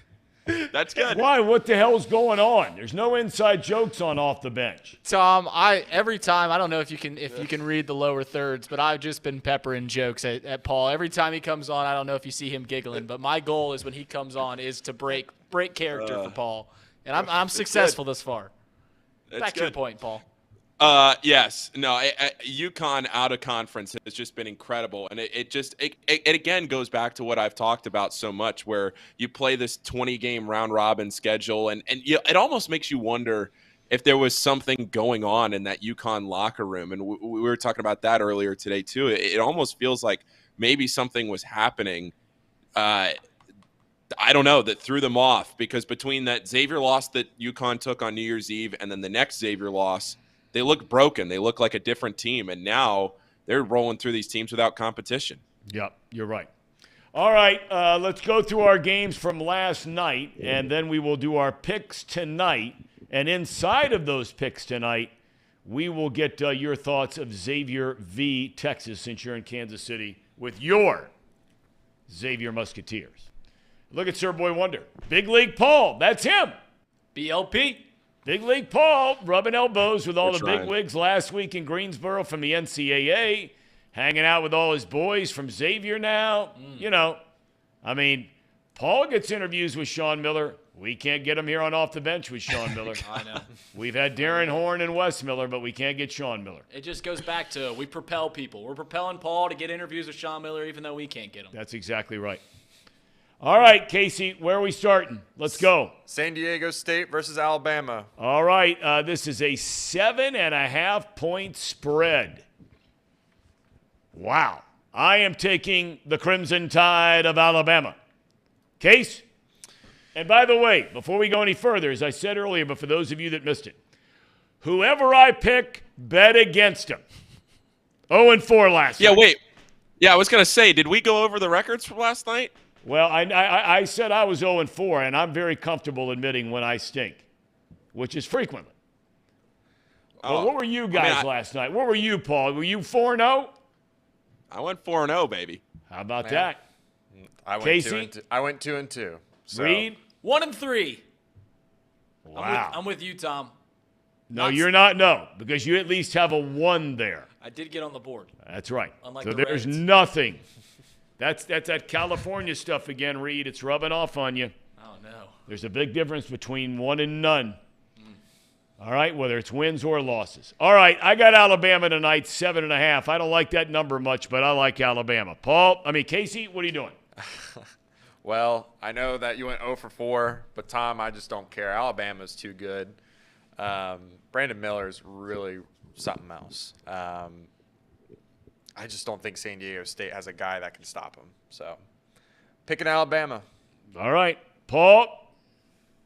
The one thing that I am going to pick Alabama here, the one thing that concerns me is that San Diego State kind of gets into a pace game where they slow it down and it ends up not being like one of those possession type games. You get down and it ends up being a little closer, maybe on a backdoor cover.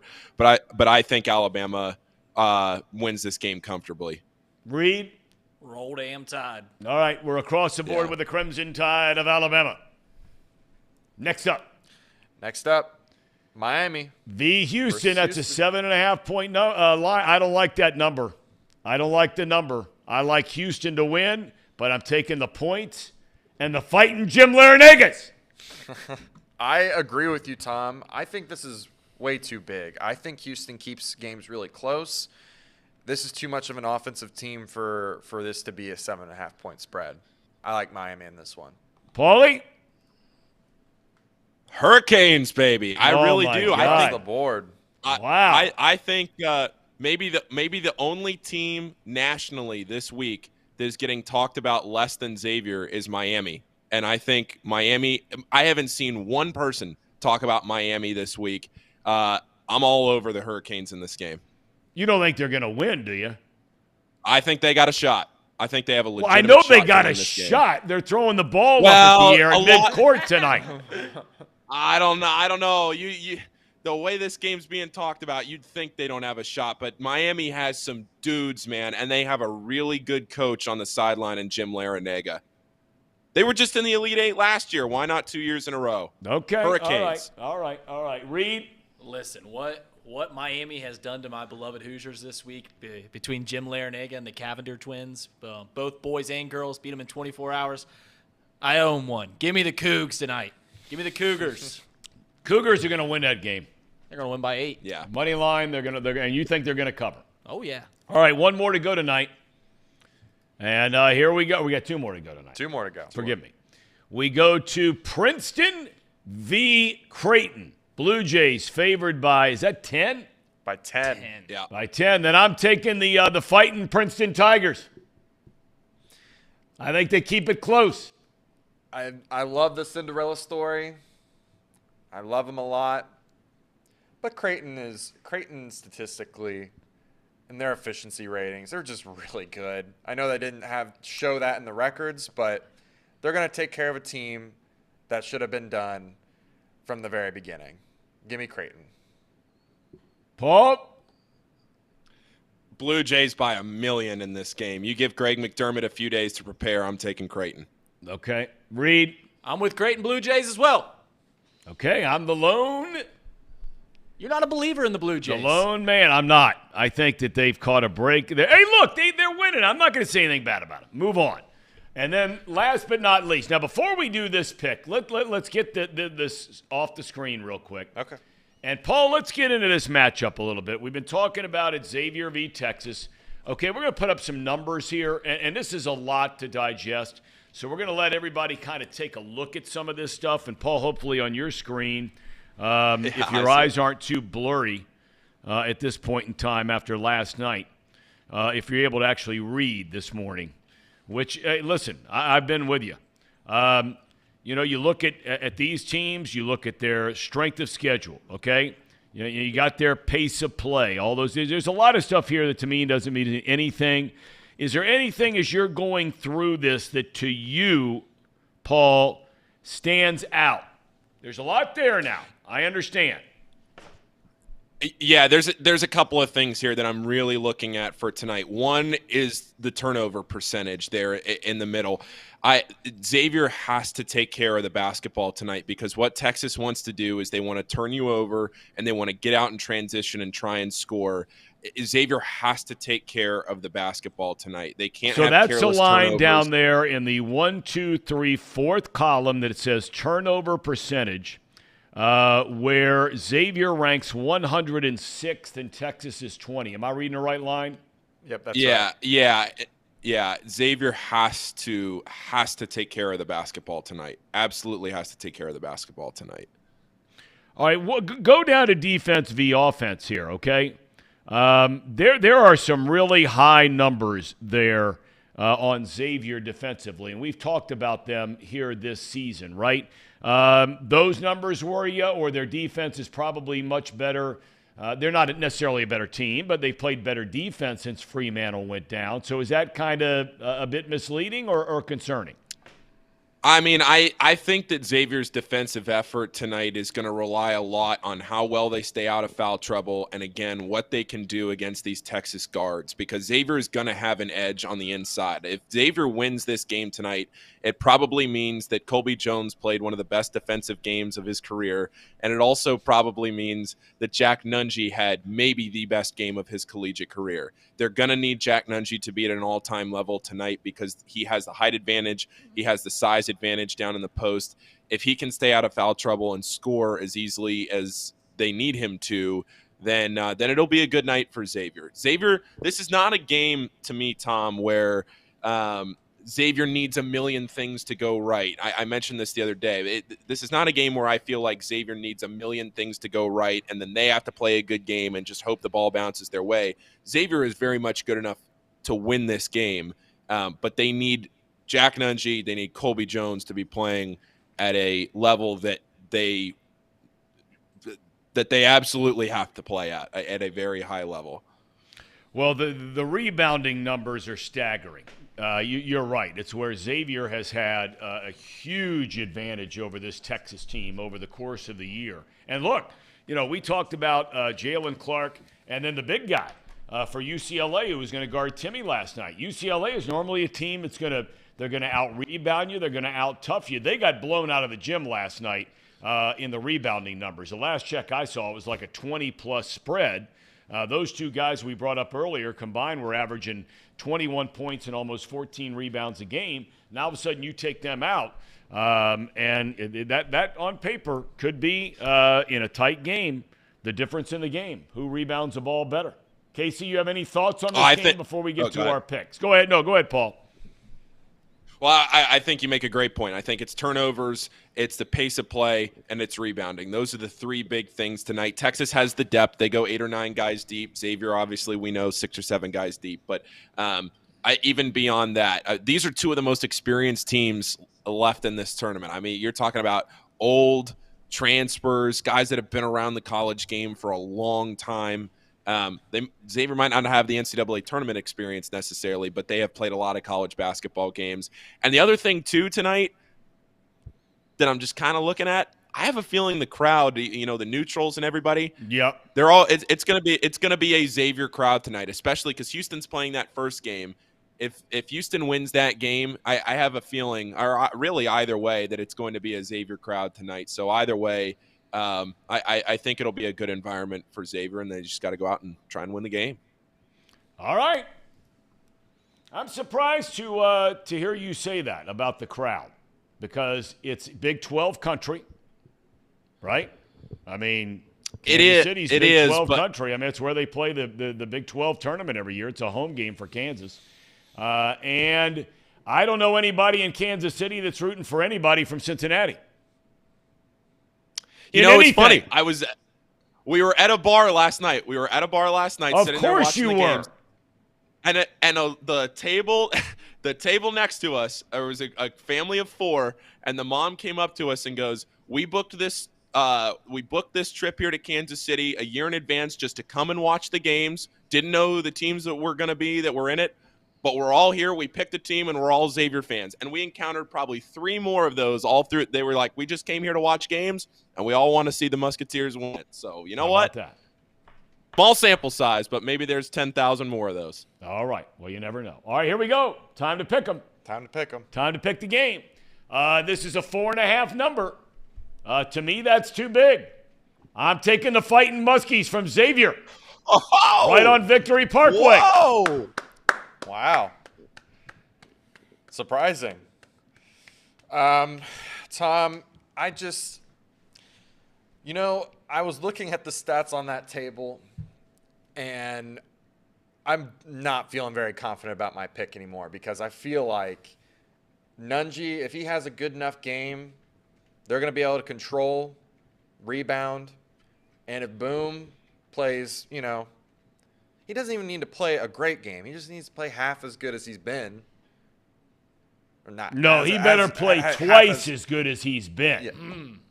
Because he has stunk it up the first 2 games of the tournament. Yeah, he better be twice as good. Somewhat misspoke. What I'm trying to say is if Boom plays to his potential, he doesn't even need to play to his potential. He just needs to play average, and they can win this ball game. But on my bracket, I got Texas, so I'm taking Texas. Okay. All right. Paul, probably a stupid question here, but that's I was going with the number here. Okay? Go ahead. Tom, the way that this betting line has set up all week, I think it's like 90% of the money is on Texas, maybe 65, 66, even more so there with the bets being on Texas. Everybody in the world is on Texas. I have seen one person, one media member, Matt Norlander was the only person I've seen that has picked Xavier. Every graphic everywhere you see has picked Texas. I'm rolling with Xavier here. I think they cover this game, and maybe it's blind optimism, but I truly believe that they can get this done tonight. Hey, as your guy Obama once said, you got to have hope. Right? So go ahead. It's my guy. Reed. It's my guy. Yeah, you're all your guy. That's Reed's guy. That's Reed's my guy. Listen. Yeah. Who you picking, Reed? Horns down, baby. X is going to win this one. Horns down. So you're betting money line. You're taking the 4.5, but you're saying X is going to win the game. Spread, money line, it don't matter. This is a great financial opportunity. You just throw money at Xavier and you'll get returns right away. Yes or no, did you win? Well, win or lose money last night? Oh, lost money, Tom. That's why we got to get it back. All right, here we go. Being Got to responsible. double down. Yes. All right, now That's very right. quickly before we let Paul go, Casey, we're going to do tomorrow's games real quick. Yes, we we've got can't 2 do games. Sunday, obviously, so we're going to do tomorrow. That's right. Player formerly known as Mouse Cop. Got to have hope. That's right. Here we go. Florida Atlantic is only a 1.5-point dog to the Kansas State Wildcats. Wildcats march on to the Final Four. Yeah, I'm feeling the same way, Tom. In my initial bracket, I don't know if you all remember, I had Kansas State in the Final Four as well. And I just happened to be the idiot to fall for Duke. So I got Kansas State winning in this one. I think the magical ride for FAU is over. Tell you what, they're pretty good, though. The more, I haven't watched them all year. I know Paul stays up till all hours of the nights when they're playing out in Montana watching FAU, whatever it might be, when they travel across the country. Tell you, that's a rugged team, man. Well coached. Guy's done a hell of a job. Paul, what do you think? This line scares me. Kansas State at -1.5 against this FAU team that is so talented, but there's just something special about what Jerome Tang is doing in year 1 out there at Kansas State, so I'm going to take the Wildcats. Reed? I'm with Paul. That line is absolutely terrifying. Only 1.5 points for this game. You don't win 30 games without being a fantastic basketball team. FAU's going to the Elite Eight, but I desperately need K-State to win this game. I have a future that no 7 seed or higher will make the Final Four, and they're the final test, the final domino that has to fall. So give me K-State in this one. Coach May makes $540,000 a year. He went up against Rick Barnes, who makes $5.5 million last night. Just FYI. This, if we thought UCLA Gonzaga was going to be the game, this might be even better. You have UConn as a 2-point favorite against the Zags.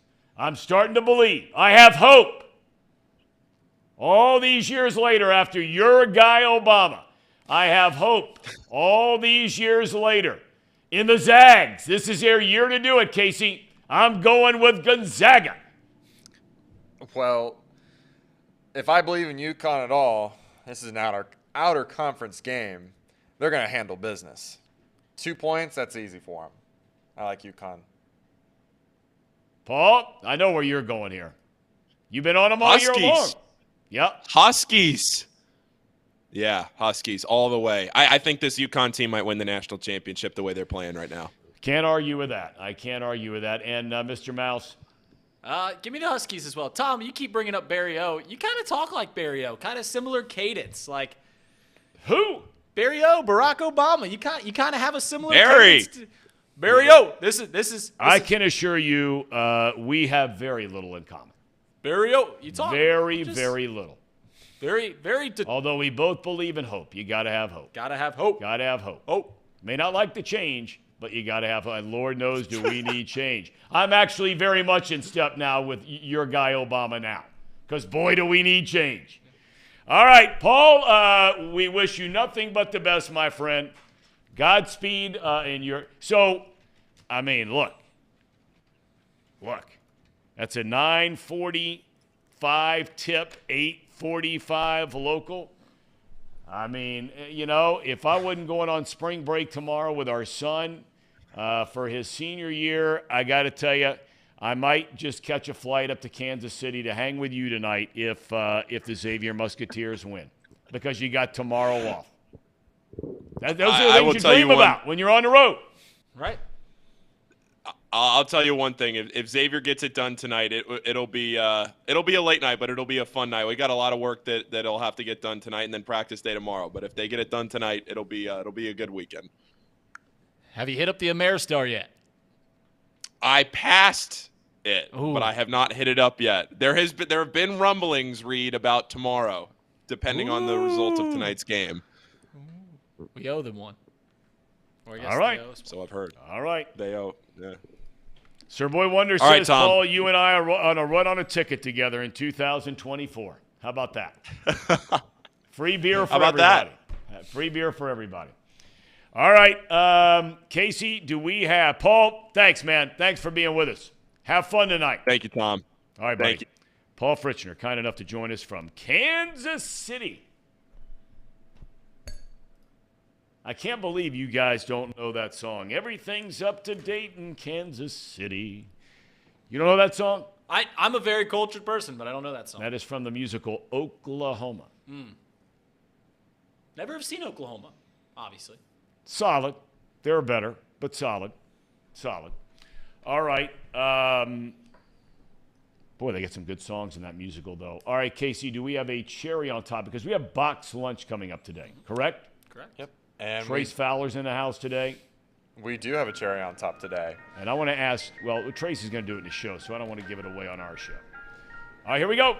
I think you'll notice this clip right away. Yes, I know where. Is this the anniversary of this? This is the anniversary of Randy Johnson throwing the fastball and hitting this poor little bird. Yeah. I was not doing this game. I've been asked about that thousands of times. It was a spring training game down in Tucson, Arizona. I was not doing that game. That bothered Randy Johnson for a long time. He's a big animal guy. He's a photographer now. So he's everything. You can't, the guy never used to talk much. I mean, you get him in a one-on-one conversation. He's a smart guy and all that stuff. But now they tell me you can't get him to shut up. Really? Comes to all the Diamondbacks games, pops in a TV booth all the time. Once you get him cranked up, off he goes. 5 Cy Youngs. Yeah, pretty good. That's pretty good. Pretty good. First 4 years, you're in Arizona, right? I mean, the most amazing thing, the most amazing half of a season I've ever seen any player have, and I have to go back and look at the numbers. But Schilling had come on board, and in the first half of the season, Schilling had won like 14 games, led the league in everything, and Randy had already won 2 or 3 Cy Youngs in a row. So now this competitive thing gets going, right, with Johnson. Everybody's saying Schilling's going to be the first 25-game winner in baseball since I think it was Bob Welch with the A's back in the early 90s. The second half of that season, Johnson went something like 14-1 with like a 1.1 ERA and won the Cy Young. Yeah, not bad. You don't see guys like that anymore. I mean, Verlander and those guys can't carry those guys' jock. All right. You ready to go, big boy? I was born ready, Tom. Did you win or lose money last night? You know, you're not going to believe this. And my wife actually didn't believe it either. I decided to cash out a good amount of my winnings. And I've decided to watch as a fan for probably the next few weeks. Although, always and although. Yeah. Houston and San Diego State are really trying to draw me back in tonight, but I'm just it's actually enjoyable to watch without money on the game. Really? Yeah, I think it changes your dynamic when you're watching a game with money on it, for sure. Well, it's not even a question. There's no doubt about it because you have a rooting interest in one side, so you develop this fandom for one side, right? And instead of just sitting back, relaxing, and taking it in for what it is. I watched both of those games, the Michigan State game last night, and then, I guess I should call it Kansas State game since I won, and then also the Gonzaga-UCLA game, and I just took it in. It was great. It was fantastic. Yeah. Those are 2 unbelievable basketball games. Reed, are you taking heed to that philosophy? God, no, Tom. We've got 11 college basketball games left that we can bet on. So, 4 of them was Xavier, right? 4 of them are Xavier games. You're right. That's right. You're catching on, Tom. I'm catching on. Hey, I took him tonight. Yes, you did. That was the kiss of death. I know what you were doing, Tom. You said every pick I make, bet the opposite. That so doesn't mean I took Xavier because I don't think they're going to win. But I don't like 4.5. I think it's going to be a close one. I do. I think it's going to be a tight one. Although you couldn't get any tighter than Michigan State and Damn right. and Kansas State last night, and that lay-in at the buzzer. What was the spread in that game? 1. Michigan State was okay, favored. all right. Well, then it didn't matter. But you know what I'm getting at here. Right. Oh, yeah. Could you imagine if that was the 4.5-point spread tonight? Sure. Yeah. And that last, rather than just dribbling in the corner and throw the ball in the air, the guy goes to the rack. Mm-hmm. Right? Right. Okay. Casey? Yep. Have a great weekend, my man. If Casey was fun, he'd play that song that you keep talking about. What's that? If Casey was fun, he'd play that song that you keep talking about. You mean from Oklahoma? But I'm sure there'd be a copyright involved. Yeah, you can't do that. Can't do that. That might have been Rodgers and Hammerstein. We might have to owe them money, even though they've been dead for 50 years. You never know. I feel like that's getting close to the borderline of the year mark of when you're allowed to play songs by people. Yeah, but that somebody's have died. bought it right by now. Yeah, I know, but like there's like this 75-year thing. I don't know exactly what number it is, but. Speaking of that, Mickey Mouse is almost going to be done being copyrighted, so that's going to be open game. That'll be fun to see what. Seriously? Yeah, like the Mickey Mouse will. Well, there's all kinds of versions now of Mickey Mouse, so.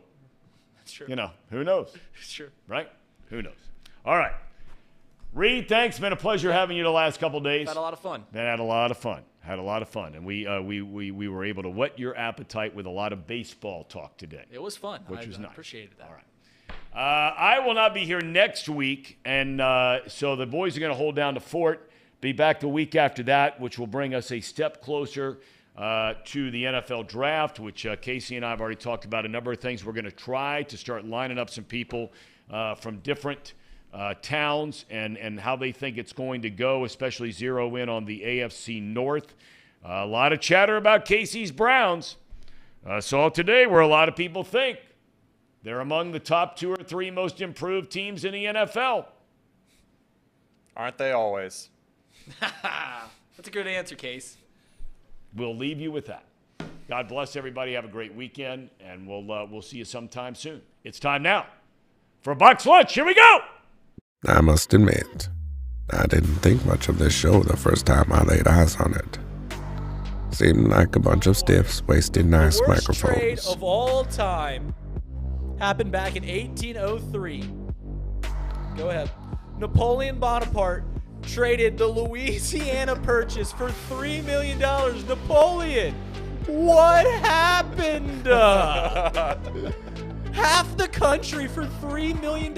You can't even get Tucker Barnhart for $3 million. Then I came to realize anymore. these guys are funny. And Justin Fields have identical stats the last 5 weeks about throwing the football. This guy, okay, And folks, are is a some of the fidget best spinner. gamblers I've come to know. If you're betting on USC and or TCU, let it be known you are a square. TCU is going to hammer this team tomorrow night. And I hate to hear that. Tomorrow When we come back afternoon. in here on Monday, you're going to be happy as a lark because USC lost, but you're going to be wrong about TCU. Get ready for the most useless hour of your day. It's time for Boxed Lunch, presented by Betfred Sportsbook. Now, Casey, run that track.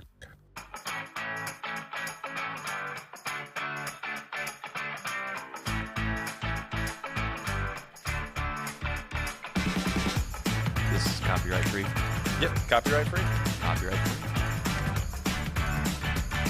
You know when you're in class, I don't know, typically probably 8th, 9th grade, and you got a system in place with about 5 or 6 of your buddies on how you can cheat for a test, and it's foolproof. You know it's going to work. It's been proven to work. And somehow that one person in the class figures out that this whole schematic way is going on how you can do well on a test. Some call it cheating. I call it using your resources. I'm starting to believe that Casey might be that guy that lets the teacher know that there's people cheating in the class. What? Why would you say that? I'm just saying. You are Casey. Mr. Copyright. Casey, were you the guy that the class would almost be over and the teacher's getting ready to wish everyone out of the classroom and he goes, raise your hand and be like, "Wait, you didn't collect yesterday's homework." Were you that student? Because as a person who never did homework, that was not my favorite person. Have I not told you guys my senior year of high school how I made it through all my math classes? Did you cheat? No, I Your didn't have dad's to do watching. shit. I was in calculus and pre-calc, and I convinced my pre-calculus teacher, "Oh, I already learned this." So she just gave me A's on everything. Wow. That's the type of student I was. And there you have it. I love that. We pegged Casey wrong. There you have it. Casey found a way to scam the teacher. It might be top 5 scams of the day at some point. Let's get into it. Thom just mentioned that he's going to be gone next week. We're going to do our best, obviously, to fill his shoes. Those are big shoes to fill, I know, for many of you. However, I think we might be up for the task. At the bottom of the ticker, you will see opening day. We'll have some news on that. But we are going to come your way just like we always do, every single day from 10 to noon. And we'll probably mix box lunch in there from time to time as well next week. But a couple other things on the ticker that are relevant to this conversation right now. You'll also see, at least I thought I had it in there. Maybe I took it out. C-Box Idol, maybe I took it out. If it's not in there, I'll talk about it now. Why not? So I'm in a position here at Chatterbox, obviously, where we all do multitude of things. Some of my responsibilities include, trying to go sell the show, make sure everybody's checks get cashed at the end of the day, payroll is made. And from time to time, doing content like this is difficult for me because it's in the middle of the day and it requires a little bit of planning. I'd like for it to be more planning from myself, but it's probably not realistic to do that. So we're in a position where I got to thinking, how could we kind of formulate some kind of plan moving forward? probably going to take place in the middle of the summer. And I had this dumb idea yesterday that was, what if we just took it to the market? Instead of just assuming we can go find somebody that would be talented enough maybe to do another show, which we have some people in here that are already talented enough, certainly. Reed, Paul, and Casey's producing these shows, and half the time Casey's on the shows anyways. So instead of just assuming and we going out and reaching to people that have already done it, what if we just open it up to the public? What if we make an announcement on social media and on all of our platforms that we are open for business for our next quote-unquote content creator to do maybe it's not a daily show. I don't know exactly what that looks like. But they start putting content together and they do a show just like this. At first I thought maybe we do 20 people, maybe we do 15. I don't know. I think I landed on a number of 15. You start with 15 people and they come in here and we just have these quote-unquote, quite frankly, random people that do a show after Thom's 15 days in a row. And then we cut it to 10. And then we cut it to 5. And then we pick a winner. Now, you're probably thinking that's relatively crazy. Many of you maybe want to listen to people that are relatively random or not. I don't know. But at the end of the day, I think it could be hilarious, especially if they're terrible. That would maybe be better than if they were really good at first. Certainly you want some good people. Right. But I think we just open it up. Anybody. Thoughts? I mean, obviously we got to do some background checks if we ended up hiring this person. But I'll put my, as I usually do around here, I'll put my quote unquote salary, just put it right back into the pot, and we'll hire somebody. Maybe it's not full time. Maybe at first it's like an internship. It's a paid internship. We give them a month, make sure that we're right. Mm-hmm. You know, we don't want to go out of the gates and sign like a Deshaun Watson, which we'll get into a minute about Lamar Jackson. I wouldn't dare to do that. We don't want to give a bunch of guaranteed money at the beginning, but we want them to prove themselves. Thoughts on that? Because at some point, isn't it seem like there's a lot of talented people in this world that just have never really got an opportunity? Well, when I first took this job at Chatterbox Sports back in 2019, I always knew, you're telling me we're going to be covering high school sports, all this fun stuff. I always knew that someday we'd get in the reality television business, which is what we're heading to. Chatterbox Idol, I'm all for it. I'm here for it. I'm ready to go. Let's rock and roll, baby. Are we all gonna be sitting like judging them and like? They're gonna I mean, on being Randy Jackson. That's a no for me, dog. Yeah, I think we do their show. They do their show. The show ends. They get a quick little review from the panel, and the chat is gonna probably let them know if they're good or not good. At first, it's gonna be probably incredibly, like it is many times is on the internet. Probably pretty negative at the beginning, no matter how good they are. They're just going to get roasted. Yeah. But if they can survive the chat, if they can survive the idea of being in a room with lights and a microphone in front of them and, I don't know, 70, 80, 90 people watching them, maybe they'll make it work. Many people think they can do this, and then they get here, and then they can't. Maybe there's people that think they can't do it, and they give it a shot, and they realize they can. I don't know. But I'm going to put it out there. We're going to put it out there just like it's a job posting. If we get more than 15 applicants, we will do our best to do an interview process to try to figure out, which 15 deserve a chance to go on the screen. And we'll leave it at that. Chatterbox Survivor is going to be electric after we do Chatterbox Idol. Yeah. Chatterbox. We can do Chatterbox Bachelor after that. So that's the first thought I had of the day. Use your microphone. The second thought I have is what are the Bengals going to do about this running back situation that they're in? I think all along, many of the what I would call quote-unquote relatively intelligent people understand that Joe Mixon has to take a pay cut. If he doesn't want to take a pay cut, then he gets cut completely. But we're to the point now where it feels as if the Bengals have kind of put themselves in a corner by waiting so long that you're not really sure exactly which direction they're going to go. I don't know if it matters. And again, I'm from an outsider perspective. I'm not on the day-to-day grind like many of you are. I'm not as knowledgeable about this team as many of you are. But I've been around enough people that are relatively knowledgeable to have a basic understanding of where the Bengals are and what they're trying to accomplish. They have till June 1st right now to make a decision on Joe Mixon, right? So they theoretically could go through this NFL draft process and figure out maybe if they find their answer in the draft. I don't know if you want to lean your hat or hang your hat, I guess is the right term to use, on the idea of a bunch of unproven guys when you're going to try to win a Super Bowl.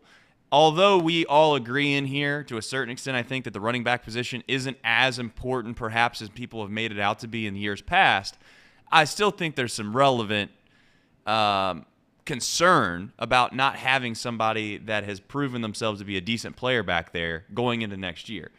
Joe Mixon's going to take a pay cut at the end of the day. I think that's what's going to happen. He's going to try to stay in Cincinnati. And then from there, it's just a matter of what do you get in the draft. I don't know if they're going to spend a 2nd through 4th round pick on a running back. That's kind of my inclination of what I guess they are going to do. And then from there, they're going to move forward and just hope that, that all plays itself out. The crazy part of this is that if Joe Mixon decides, which I don't think he's going to, but let's just say he does. If Joe Mixon decides that he's going to not take a pay cut, I want to get paid. He gets cut. He then decides he wants to go somewhere else. I guess the question I have for the room and also the chat is, what's the next best option? I don't think it's Ezekiel Elliott. I really don't. And here's where I'm at with Zeke, and here's where I'm at with Mixon to a small extent is, they've already slightly proven that when they play on a championship team, both of those key decision makers, whether it be the head coach, and I'm assuming it's the head coach. I wouldn't assume it's the player personnel or a general manager, although in Dallas, don't believe that's a thing. They've decided that those guys aren't important enough in some of the most meaningful situations of the year that they're not, quote-unquote, maybe good enough to be out there anyways. So what makes us think 1 year older on an already aging running back in Zeke Elliott and also Joe Mixon that they're the answer anyways? I don't think anyone thinks that they're the answer. I think they are a Band-Aid to the bigger problem. I think Elliott provides you what you're missing with Pirine. And even if we sign Pirine, I think the idea was for us to still cut Mixon because of the money. But honestly, we're talking about the Bengals, who have said time and time again, this guy's a leader, captain, this, that, and the other. They're going to try to do everything they can to make it work for both parties. And I don't see them cutting Mixon. I think you're right, Trace. I think they try to get some sort of deal done where they can save some money. I don't know what that figure is, but I just don't see – one, there's no option. I didn't even think there was really an option in free agency this year that was a good enough one to replace Mixon and Pirine. There's not a guy. I mean, you're maybe talking about like Saquon, but – what if you get Gibbs in the draft? That's where I think you start to think about you would just maybe – and again, I don't know. I'm not a big draft guy. I don't look at the mock drafts as much. But, I mean, Alabama's got a kid named Gibbs that I watched a good amount last year. You're saying that you have no chance of getting him? I'm saying I don't give a rat's tail, a rat's behind, because there is never once in the past 15 years of National Football League that you've looked at a team and go, man, this team really needs a running back, or man, this team's really struggling at running back. More often than not, they're a playoff team. They have a good line, and the running back flourishes. I've been on this take from the get-go.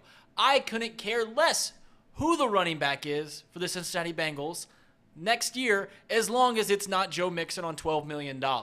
If we are paying more than $10 million for any running back, I've seen the Bengals get attached to the name Austin Eckler. Don't care. If we can get a guy cheap, that's all that matters. Look at the teams that have flourished in this league. New England Patriots, have they ever had a running back that they didn't just draft randomly? No. Never paid a guy big money. And now the Kansas City Chiefs, who are on the doorstep of becoming their own dynasty, they don't have any big-name running back. They just keep drafting guys late in the rounds. That's the blueprint. Any talk around what the Bengals should do at running back is fruitless because it doesn't matter. The position is a dime a dozen.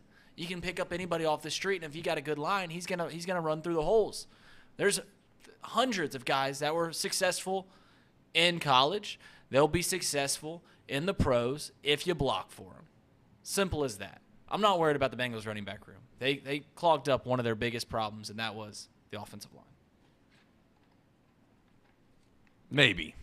I think that the offensive line is a fickle situation. I think you're always an injury away from having issues, which I'm saying that not because it's just the direct comparison to what happened with the Bengals last year, but I'm saying that is if you look around the league, that the idea of having a healthy offensive line all year long is very, very rare. And I just wonder if the Bengals' depth on the offensive line still isn't somewhat of a slight concern. And it doesn't mean that I think it's going to be a major issue, but it's not one of those things where you go into it thinking that it's shored up, at least in my opinion. If you give Joe Burrow time, I've said it from time and time again, I don't want to keep beating a dead horse up here and having the same takes, is that if you give Joe Burrow time, at the end of the day, that's the only thing that I think can truly slow down this offense, and that's the only thing that's been proven to be able to slow down this offense. It's a la Tom Brady-esque. You know, when Tom Brady's upright and he has time in the pocket, Tom Brady's a machine. When he struggled in his career, it's no secret that, you know, you get pressure on Brady and all of a sudden he's a different quarterback. So that's the name of the game of football. I don't think the Bengals have completely shored that up. I also don't think that the Bengals are in a position right now to where they need to rush to judgment on trying to find some guy to shore up the running back room. Even if Joe Mixon leaves, like you said, I'm not a Zeke kind of guy, if you want my opinion on it. I don't have anything against him. I just think that it's one of those things where you're grasping to a name that his prime is behind him. And quite frankly, last year, if the Cowboys, I do think running backs matter, because I think the Cowboys last year were going to beat the 49ers until Pollard went down. And when Pollard went down, that changed their offense pretty immensely. And unfortunately, Zeke was the guy in that offense when it started to fall. So it's not like, I guess what I'm trying to say is I don't know if Zeke's still a guy. And I hate to say that, I'm not trying to be a hater. You know what running backs are in the NFL? They are, if you want an analogy, they are the kid that there's a group project, right? And there's that one kid that his role is he presents in front of the class. Doesn't do any of the work, doesn't prepare, doesn't write the speech, none of the thing. They're just like, hey, you're personable. Here, you go up in the front of class.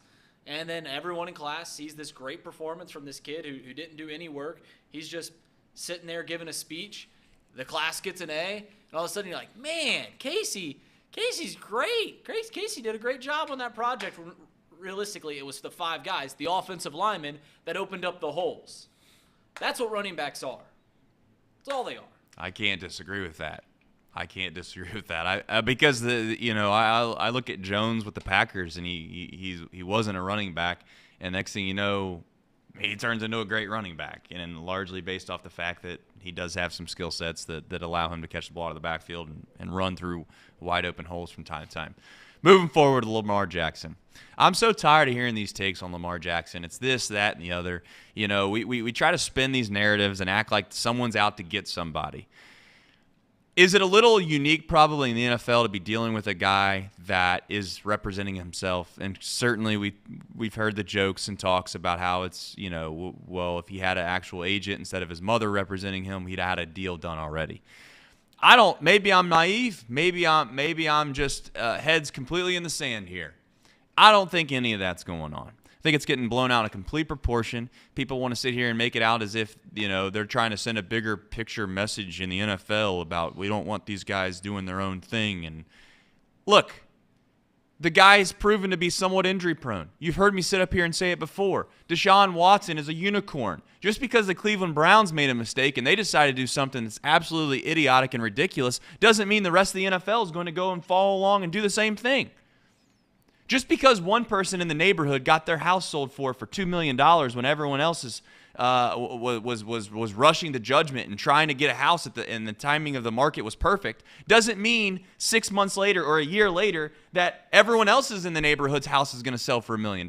That's not how this works. Lamar Jackson really hasn't, quite frankly, proven that he can take a team and win a Super Bowl either. It's not like the guy is Tom Brady. Is he good? Yes. I would argue that he's great. But your best ability is availability. And when you sit out all year long, for the most part, when your team is scrapping and clawing, and rightfully you could say they were certainly in a position to win their playoff game without him.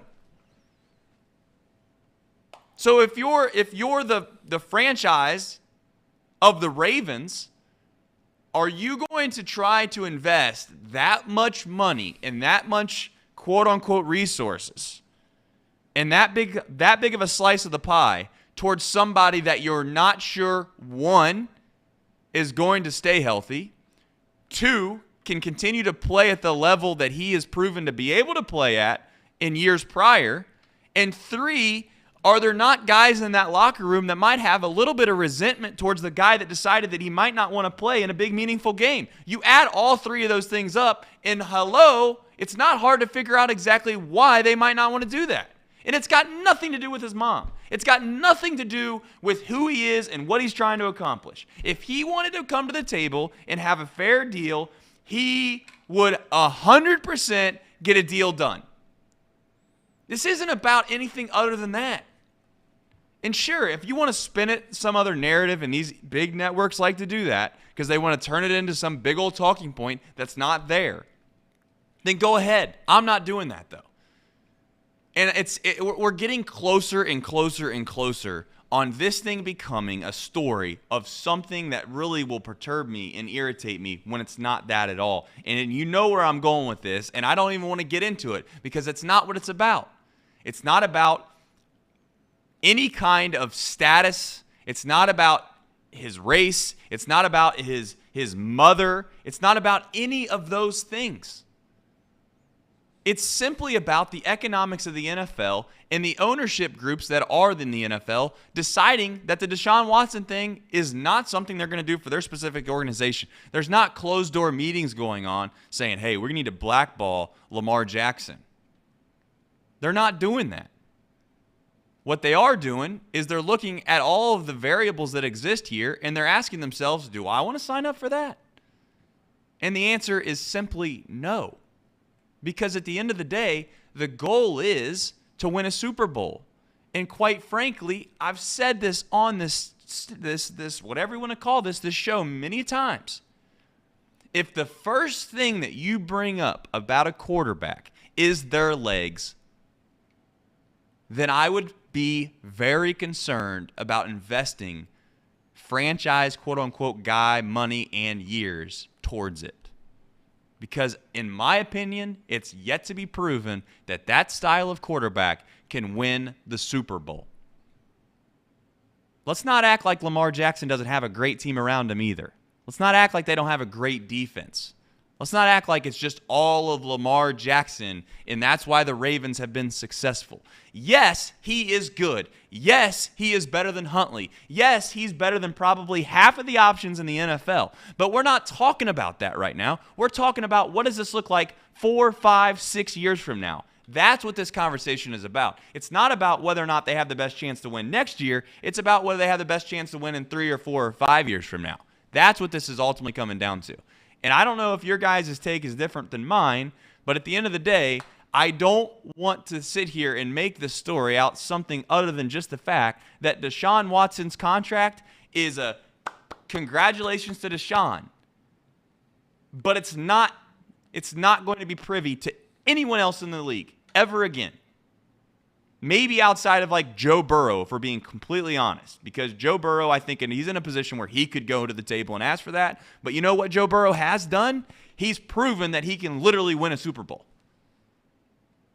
With every disadvantage that he could possibly have in regards to his offensive line. Now, he's got weapons. I'm not saying he's not. He's had a good defense to play off of. I'm not saying he hasn't. But do you feel like the story is starting to spin out of control and being made out more than it is? I don't think that this is anything more than, as you alluded to, you hit the analogy right on the head with selling houses in your neighborhood. This isn't anything more than just a mistaken value of what Lamar Jackson values himself as. Listen, if there's not 6 or 7 quarterbacks you'd rather have quarterback your team right now than Lamar Jackson. When he's on the field, he is MVP caliber. He's fantastic. He hasn't been on the field a lot recently, but still, It's just the fact that Deshaun Watson's contract has messed up the market, the quarterback market, so you can't even fathom it, right? And leave it to the Browns to be so mismanaged that their cancerous is ruining other teams in the league because of how bad they are at managing their own franchise. They stink. They stink. And it is Lamar Jackson who deserves $150 million. He deserves a payday. He doesn't deserve $250 or whatever Deshaun Watson got guaranteed. Really, no quarterback does. Truly. This is a league that doesn't give guaranteed money. The Browns set a precedent that was so dumb, so beyond what had been given. They went above and beyond the market.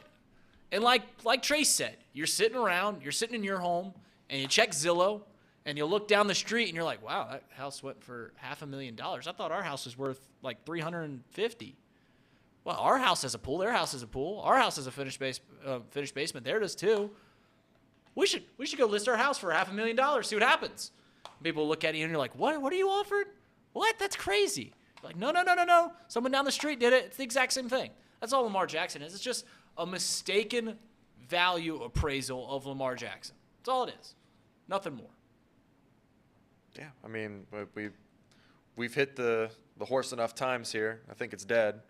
But yeah, I mean, I somewhat had this take long ago. I mean, it partially was about Lamar's play. I still don't think he's much of a top 10 quarterback in my opinion, but that's because there's a thing called availability, and he has shown that he's struggled with that when it matters most. And I also think there's some question marks in the playoffs. I don't think he necessarily plays very well in the playoffs. So all those combined, I think, have all the things that we've said, talked about, his value, has definitely been misconstrued. I don't think there's anything more than that, though. It's just, and plus the Ravens right now, they are a very well-managed team. And if they know they do this, that they are screwing themselves for the future and other targets or keeping this team together. And it's just not the business that they're in. Yeah, and I see people in the chat that bring up the idea that Lamar doesn't have time to be his own agent and things of that nature. Listen, I actually think that players could be their own agents more times than not if they wanted to be, because all they got to do is quite frankly, hire a lawyer, some kind of contract lawyer, and just say, this is what I think I'm worth, this is what I'm willing to get paid, and this is what I want. And it's as simple as that. The problem with that is if the player overvalues themselves and the rest of the league decides that they don't want to pay them that. I don't even think it comes down to the agent thing, quite frankly. I think it comes down to the fact that Lamar has in his head that he wants some kind of guaranteed money similar to Deshaun Watson, and that ship has sailed. It's gone. It's not coming back. The rest of the league isn't going to sign up for that. And it's not even about the whole quote-unquote, like, let's hold out so these players don't get guaranteed contracts and they come to expect that. It's not about that as much as it is that they don't want to do that because at the end of the day, that is a huge liability to being able to run a good franchise.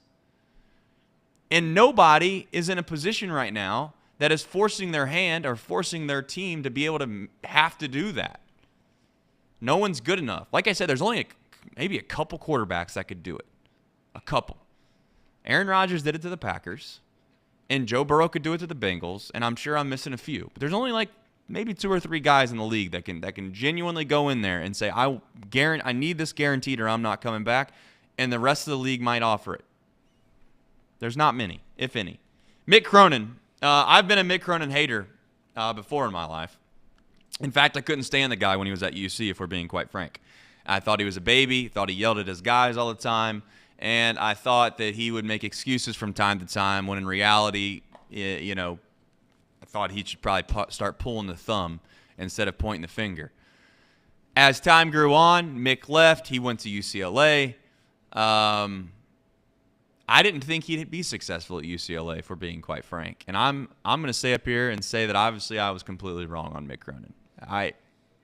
I found myself last night, and even the year before when he made his Final Four run, starting to actually respect what he's done and respect the job that he's done and maybe start to think, or quite frankly, put myself in a position where I think maybe the circumstances at UC just made it to where he was unable to get the higher level guys that he needed to get to be able to quote unquote go win in the tournament, because that was always the knock that I had on him was, one, his teams couldn't score the basketball, so when they got in a tournament play, they were going to play a close game regardless, and then ultimately it ended up to where they couldn't find a way to win. And last night, oddly enough, they did go like 9, 10, 11 minutes without scoring, but I don't really know if I put that on a Mick as much as just guys not being able to make plays and hit shots. I found myself last night, for the first time, actually feeling bad for Mick Cronin, because I think he's put himself in a position where this year he had a team good enough to win the whole thing, the national championship. And he had 2 guys go down, 2 guys in the starting lineup go down, to where if those guys were healthy, and let's be honest, every national championship team has to have a good amount of luck to win it, whether that's in the tournament or whether that's throughout the year and not having the health bug, if you will, bite you. And the way that he's lost the last few years in this tournament, in fact, let's go all the way back to how he's lost at UC, if you want to go back to Nevada. which I know some don't. But he's earned my respect, and I actually feel bad for him. Now, I know as a Xavier fan, you're probably not going to say, oh, I feel bad for him. But he's ran into some difficult luck the last few years when it comes to this tournament and the way that they've lost. They lost on a buzzer beater, which rightfully should have put them in the national championship, and then you turn around and they lost the way they lost last night.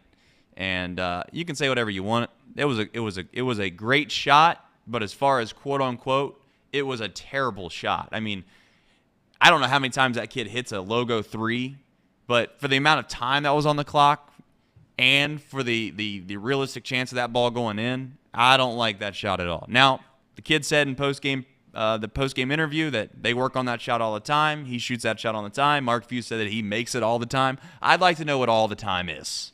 Is all the time 40%? Because I don't think that ball that he shot last night is going in all the time. Mick Cronin was probably a lightning rod for you, Reader, maybe when he was obviously at UC. He's moved on. Has your opinion changed of him at all? I think he certainly became – I've thought of him as a greater coach than I did when he was at UC. At UC, I always thought he was the reason that they weren't advancing in the tournament more often than not. And just like when he went to UCLA, you're like, what? Mick Cronin going to UCLA, going to a blue blood? Like, what are you talking about? And he's done a fantastic job. So, yeah, your opinion of him, or at least mine, has gotten more favorable because you respect a man that goes to UCLA and turns a program that hadn't been very good for about a decade now, turns it around. They go to the Final Four his first year. They go to the Sweet 16 in back-to-back years now. And they had a national championship-worthy team, as you mentioned, that just had some injuries, had some banged up. But it is funny that the MO for Mick when he was at UC was – they can't score. These defensive teams, they're built for March. But last night, Tennessee lost. Last night, UCLA goes 11 minutes. They lead at halftime by 13. And they go 11 minutes without scoring. Yeah, it's just, it's funny. Paul's brought it up all year. The old MO is that you need defense to win in the tournament. But more often than not, it's the scoring. It was funny. Last night, Mick at halftime, they interview him going into halftime. Did you catch that interview? No. He goes, they're like, you got to be really proud of the way your team's playing right now. And he looked right in the camera and goes, yeah, when they're putting the ball through the hoop, you seem pretty smart. And then, of course, as you mentioned, they go 11 straight minutes without scoring. Mick's a great coach. He'll continue to win at UCLA. I don't know if he'll ever win the big one. I thought this team had it. I picked them to win the big one. I don't know if he ever will. But UCLA will continue to be a contender as long as Mick Cronin's there. I think you could argue they could win the big one if his guys stay healthy this year. I mean, it's hard to argue that they wouldn't have had a really good chance because a lot of the things that were missing last night you could say would have been shored up. The quote unquote things that we're talking about that we're kind of neglecting to talk about is that they lost their best defender, arguably the best defender in the country, on their team, and one would like to think they would make a couple-point difference. Tonight, you'll find out. I mean, I get the take of the whole offense-defense thing, and certainly throughout the years, I have been on the offensive side of this. However, this year, I do think that Houston could be a little bit of a model for winning a national championship with a defensive-oriented group. However, they can score the ball too. You have to be able to score a little bit. Let's call it is what it is. There's a reason they keep scoring basketball, and it's not because you get stops. It's because you actually put the ball in the hole. San Diego State tonight is a team that I'm telling you is a little bit dangerous. I know many of you might not want to believe that, and you think that Alabama's going to walk right over them, but I'm here to tell you, and I've watched a lot of, as you know, I've watched a lot of Mountain West basketball, and they've let me down for the most part. There's one team that hasn't let me down, and that's San Diego State. And I guess I'm going to sit up here and be a stan for San Diego State and say, that's a pretty damn good team. I'm going to warn you.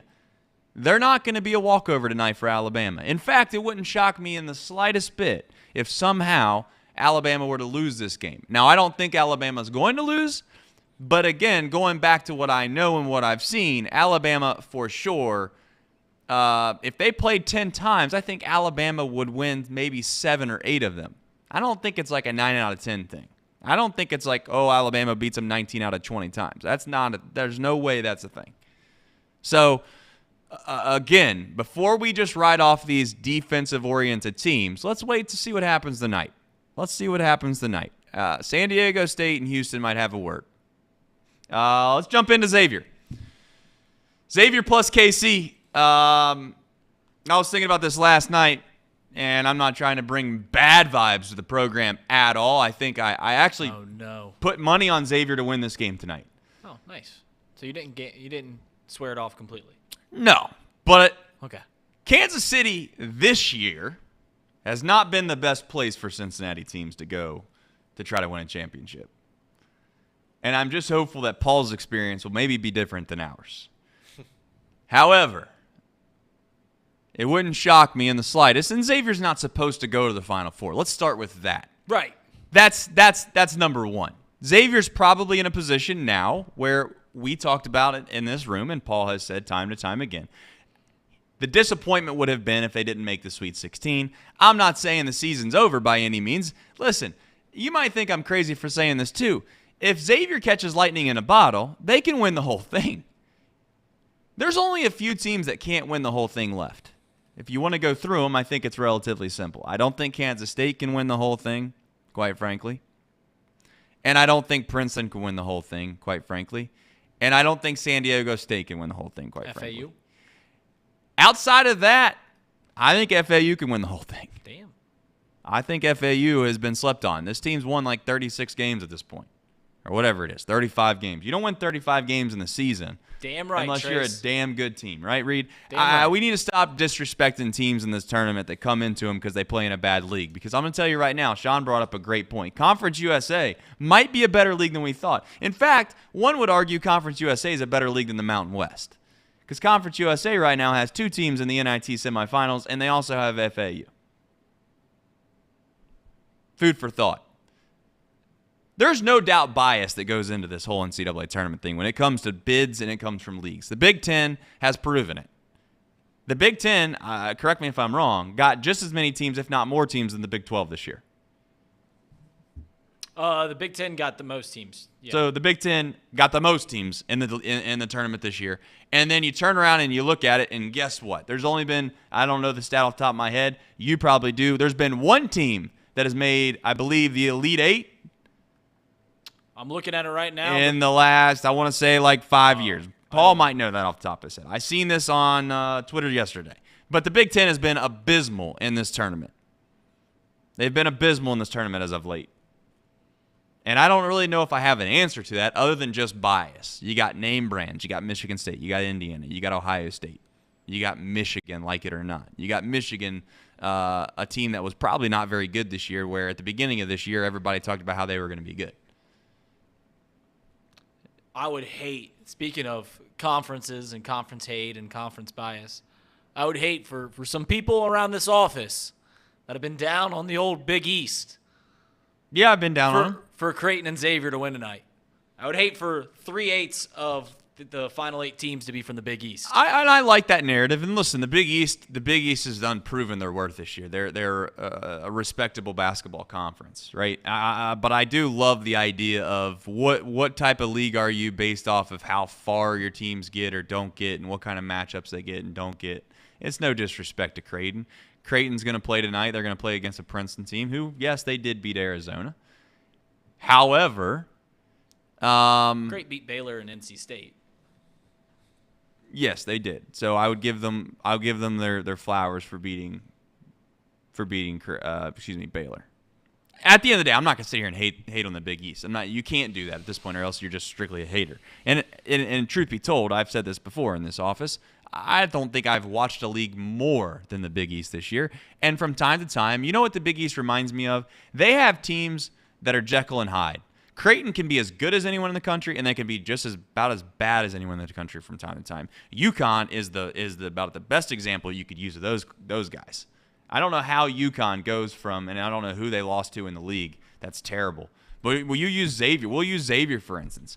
Xavier's a team that loses to DePaul and they lose to Butler, yet I honestly could say that they could win a national championship.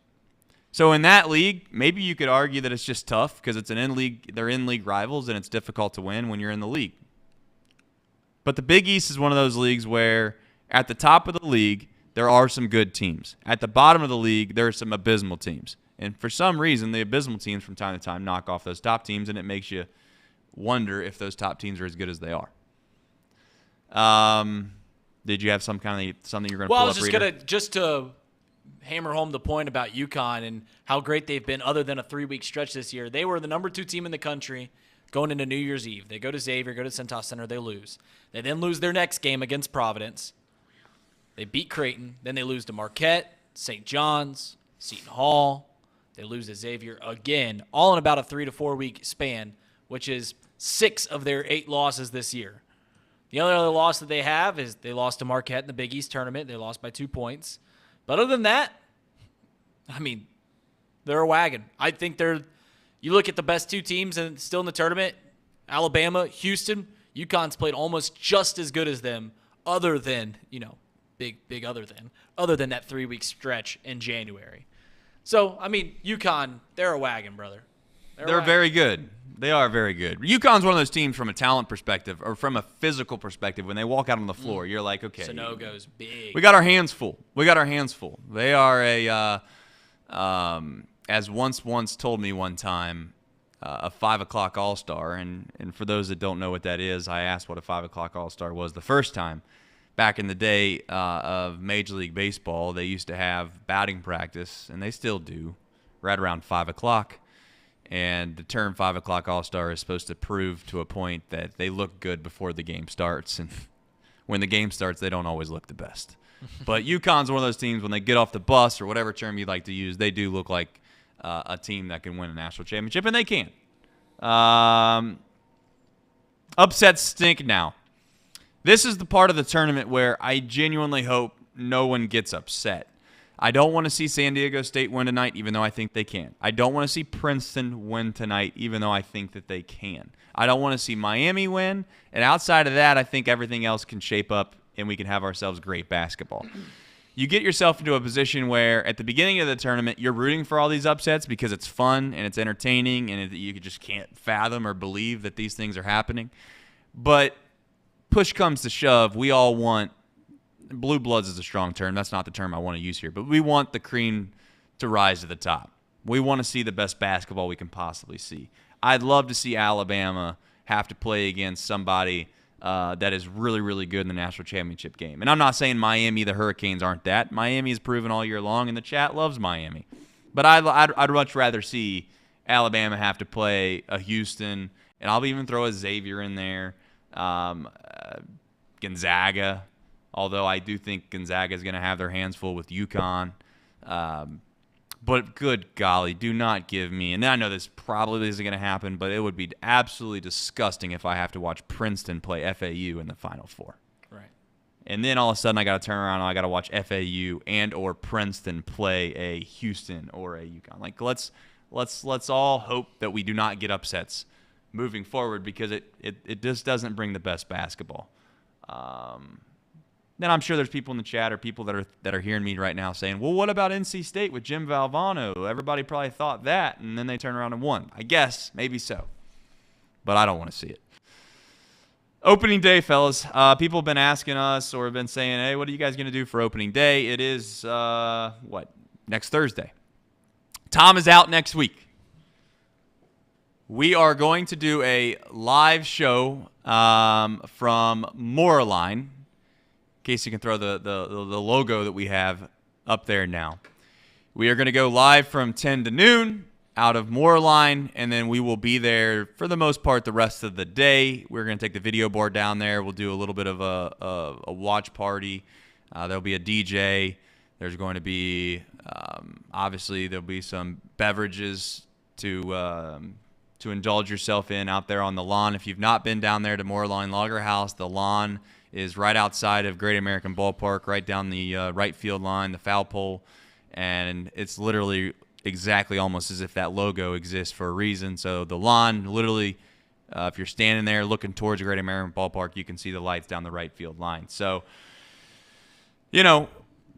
I know people are down on the Reds. I understand why. I'm not one to try to change that for those that are. I get the whole concept of what has been said by this ownership group. I get why people don't like Phil. I get all of those things. I do think the Reds are in a position where they could be interesting this year, is the term that I'd like to use. And I don't think that they are not trying to quote-unquote compete. I think I've seen some of the comments, and I watched Thom's show about Encarnacion Strand, I should say. And I also seen some of the comments about Ellie De La Cruz. Listen, those guys need to play every day. They're not, I don't think, bringing them up just based off service time, but I've said this on Chatterbox Reds from time to time. When you start adding in all the variables that exist with some of these guys, it doesn't make sense to put them on the big league roster, because at the end of the day, they need to play. And as much as I like CES, and as much as I think he was the best player on the Reds this spring, the facts are he has not played above AA. The facts are that, do I think he's a big leaguer? I kind of do. However, Joey Votto is playing first base. This is Joey Votto's last year as a Cincinnati Red. He's going to get every opportunity that there ever was known to man to make that his position. And if you think for a split second that somehow number 19 isn't going to be playing first base for the Cincinnati Reds on his last opening day here, then quite frankly, you got your head in the sand.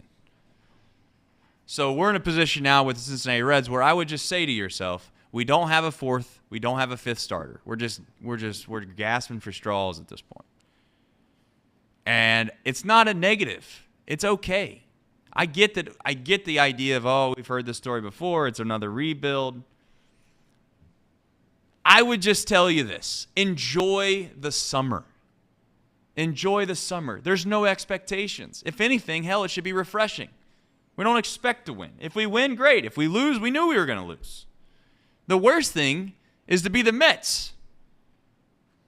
You could be the Mets every year, think that you got the best roster in baseball, and for all intents and purposes, you probably do. And then all of a sudden, you don't win in the postseason. You lose in a one-game playoff.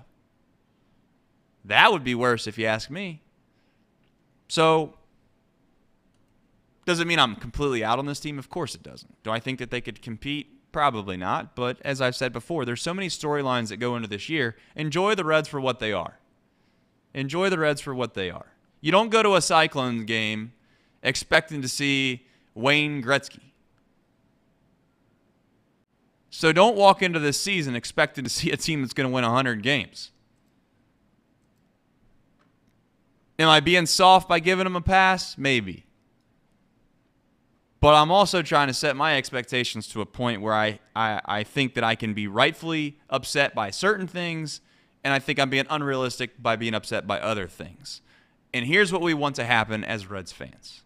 It's as simple as this. We got three guys that could be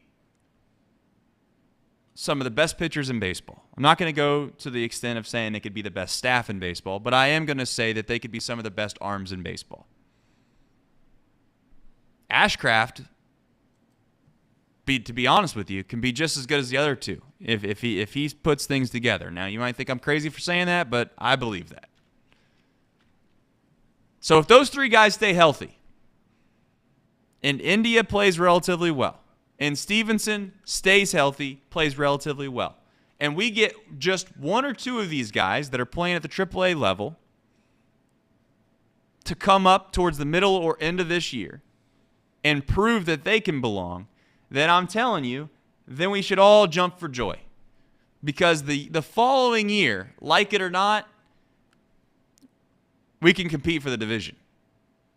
Now, will it come to fruition? Will the things that I just said happen? I don't know. But that's what this season's about. That's what this season's about. And I think that's what David Bell was trying to get at when he made the quote-unquote probably idiotic quote, which seems to come down from Great American Ballpark far too often, which is, we're not worried about winning and losing. We're just worried about competing. That's in and of itself the nutshell that I think he was getting after. Just hasn't stated as eloquently as yours truly. And if Phil's listening, which I'm sure he is, I would love to be able to try to help him sort through what he should say and shouldn't say. Because a lot of the things that he says are relatively true. Does he come off as a brass, complete asshole? Yes, he does. Is he that? Maybe. I'll let you decide. But some of the stuff he says is true too. And he just can't eloquently state it in a way in which makes sense. All right. Wheel of lunch. We're not going to disrespect the wheel ever again. Trace, do you think that the Reds have a top 15 starting rotation? I don't follow Major League Baseball enough to know. The starting rotation has to consist of guys that are in the 4th and 5th spot, in my opinion, to be even probably part of that conversation. And when I say the Reds have nobody there, yeah, I was going to say they have nobody there. If you had me to rank, I would probably, and just also being a Cubs fan and a Reds hater, I would probably put the Reds rotation in the bottom 5 of the entire MLB. So, Charles says Princeton has beaten Arizona and Missouri. Listen, Arizona was terrible in that game. Missouri's nothing to write home to mom about. Princeton's got something coming for him tonight. Yeah, great. They got something coming for him tonight. Now we just need FA. We'll see what happens. Maybe I'm wrong. Put my hand up in the air and say I'm wrong. But this is where you start to realize those upsets weren't as fun as they once were because somebody gets blown out in a Sweet 16 game or they get quote-unquote blown out in an Elite 8 game, a la St. Peter's last year. So, but I get the sentiment. What's your thought on the new pitch clock? I think the pitch clock is it's fantastic. They're going to have to adjust it a little bit. I do think that there's a little bit of this weird situation, which the biggest thing with the pitch clock is are they going to implement it or officiate it or umpire it, whatever term you like to use? Are they going to do it the same that they did in spring training, or there's going to be a little leniency when it comes to the regular season? We don't know that yet, but I like it. When baseball games are lasting 2 hours, that is good for the sport. I think it's also good for the average everyday fan that would like to keep somewhat tabs and watch a game but not watch for 3.5 hours. I don't think it takes away from the game hardly at all, outside of a couple of variable times to where if umpires are able to have a little bit of feel, is what I'll use the term as, just have a little bit of feel. If the guy's literally getting ready to make a pitch and the clock hits 0, just like the play clock in the NFL, where there's that little bit of a buffer window between the play clock hitting 0 and the guy snapping the ball, you let the play go. I hope we don't get in a position where we're literally calling time to make a ball call or a strike call on a hitter with fractions of a second difference. Because if the goal is genuinely to speed the game up and you're doing that a lot and or just in meaningful moments, then you're defeating the purpose, because by the time you make the call and you get back behind the plate and everything resettles and you make the next pitch, it would have been the same as if the pitch was made in the first place. So I guess I'm putting some faith in human beings and making sound judgmental skills, which I don't know if we have that in umpiring and or refereeing. And I know they have a hard job, but sometimes I wonder what their actual goals are when they're out there. Yeah, they're going to use the pitch clock for the postseason. They have to. I mean, the rules are the rules at this point, right? So You gotta get it. You gotta adjust to it. And I think Reed's brought this up 1,000 times. In 5 years from now, this will be a long gone thing. Won't even be thought about. It'll just be a normal. It'll be an expectation. No one's even gonna complain about it because they're used to it. Could you imagine the first time they implemented the shot clock in basketball per se? Could you imagine what it would look like in high school sports if they implemented a shot clock? The first few games and or weeks, people are going to be raising hell about how it's the worst rule in the world. Could you imagine watching a basketball game anymore without a shot clock? I couldn't. Tennessee would be miserable to watch without a shot clock. They'd be holding that ball for forever. It's funny. 30 years ago, people hated the fact that they were going to put instant replay for the NFL. They wanted the refs to call every play. Can you imagine watching an NFL game without being able to go to a review now? Yeah. It's ridiculous. Alex Wallace asks about opening day. Nick Kirby's going to come down. He's going to be in studio. We are going to do a show from there, from, like I said, Moorline the day of. We're going to try to do our big show for opening day, if you will, the night before is the plan. So we're going to try to line up a bunch of guests, do a show out of the studio, do it the night before opening day. Because opening day itself, from a guest perspective, becomes a little more difficult because of a lot of the festivities that are going on, the parade, et cetera, et cetera, et cetera, et cetera. I'm sure, not to say that we couldn't do it, I'm sure that if Thom was here and available, we might be able to try to start pulling some strings that otherwise we don't really want to try to pull without it. But that's the plan right now for opening day, is to try to make a big splash show the night prior.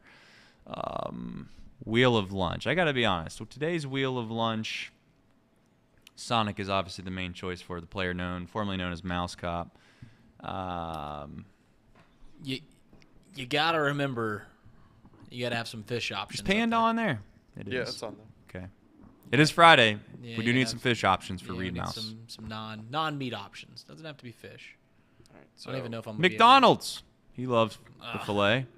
Oh my God. What do I need to put on here then? I mean, just think of anything. I mean, most places, like Penn Station's a no. Chipotle's a no. Arby's is fine. Jolly's is a no, unfortunately. Put Gina's on there. And I don't know. Anyone else got some other options?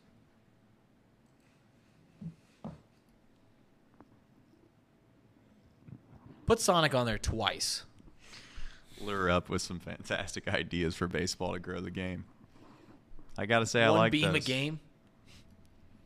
Sean said you can eat Chipotle without meat. Now, he's got a point. They do have rice.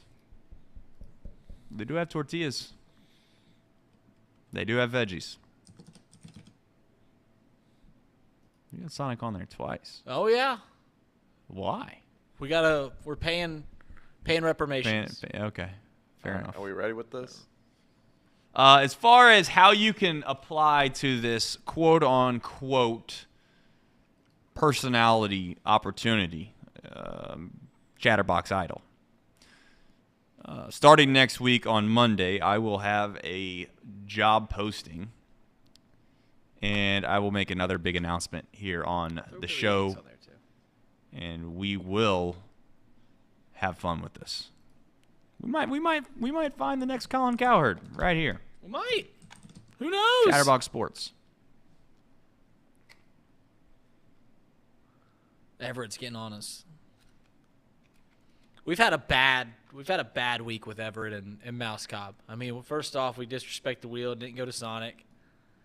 And then we promised them that I would be off the air if we hit a certain number of likes, and here we are the next day. They threw me on for 2 days. Spin that wheel, baby. I like these options. It's looking good. I like these options. I don't like. That's just so dumb. Yeah. That's a big stick. That's tough. That's a loss. Sonic looking likely. White Claws, sir boy. I'll tell you what. I don't like White Claws.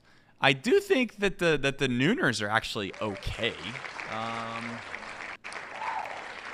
But I usually prefer just to drink ice cold beer. Oh, there goes one Sonic.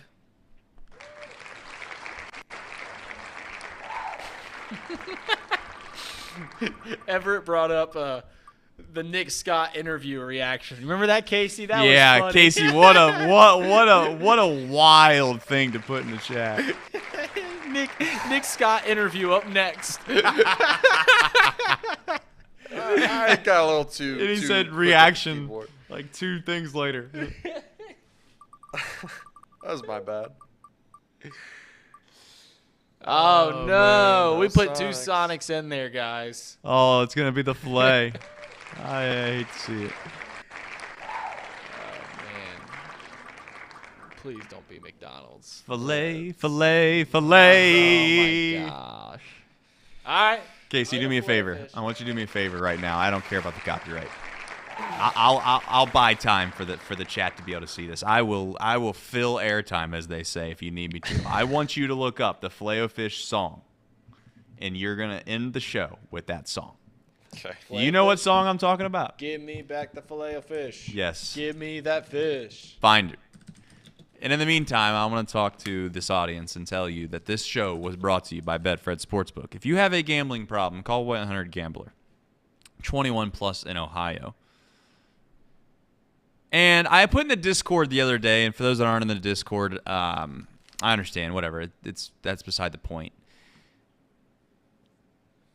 From time to time, I sit around and I wonder, what could we do better? How can we make Chatterbox better? What are things that we could do that would, you know, it's not even about growing. I mean, that's the one thing that people probably think about of Chatterbox. Anytime I hear anyone bring up to me, it's like, how do you guys grow? How do you get bigger and bigger?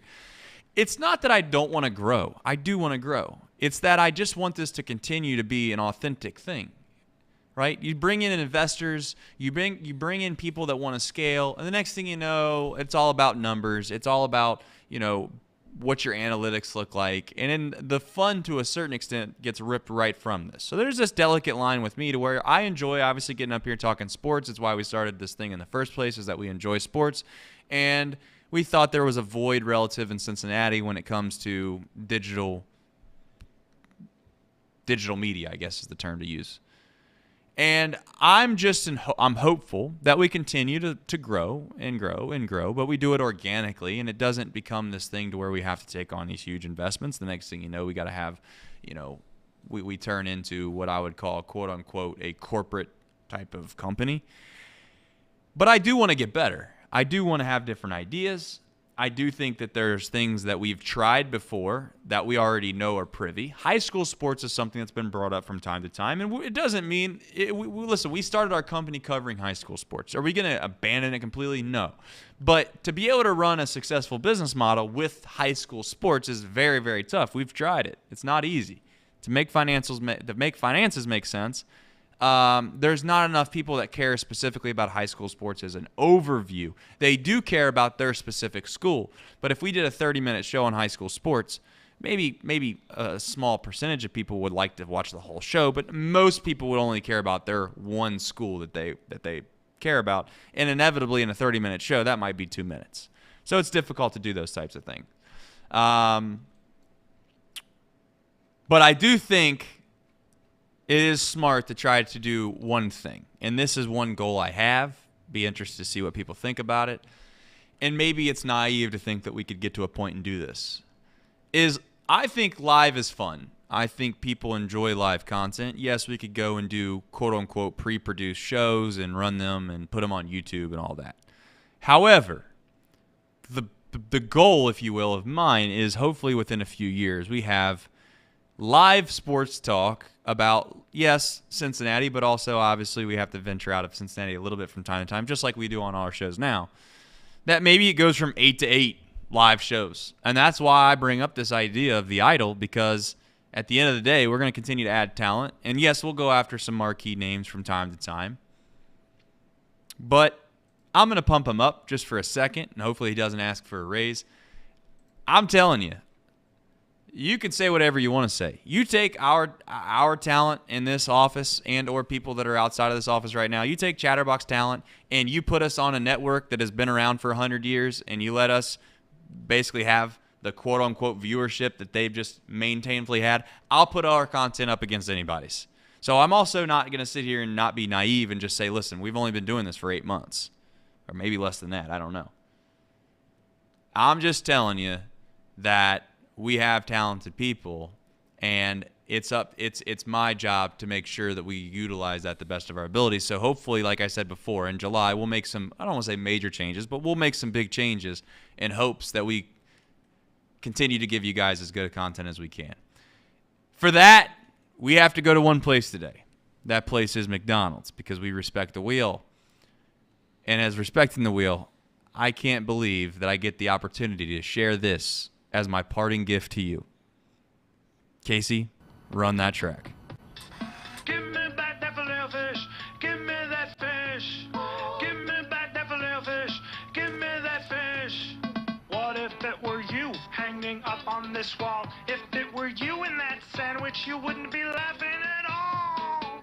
Any day is a great day for a filet of fish. And right now at McDonald's, you can get 2 golden delicious sandwiches for only $3.33.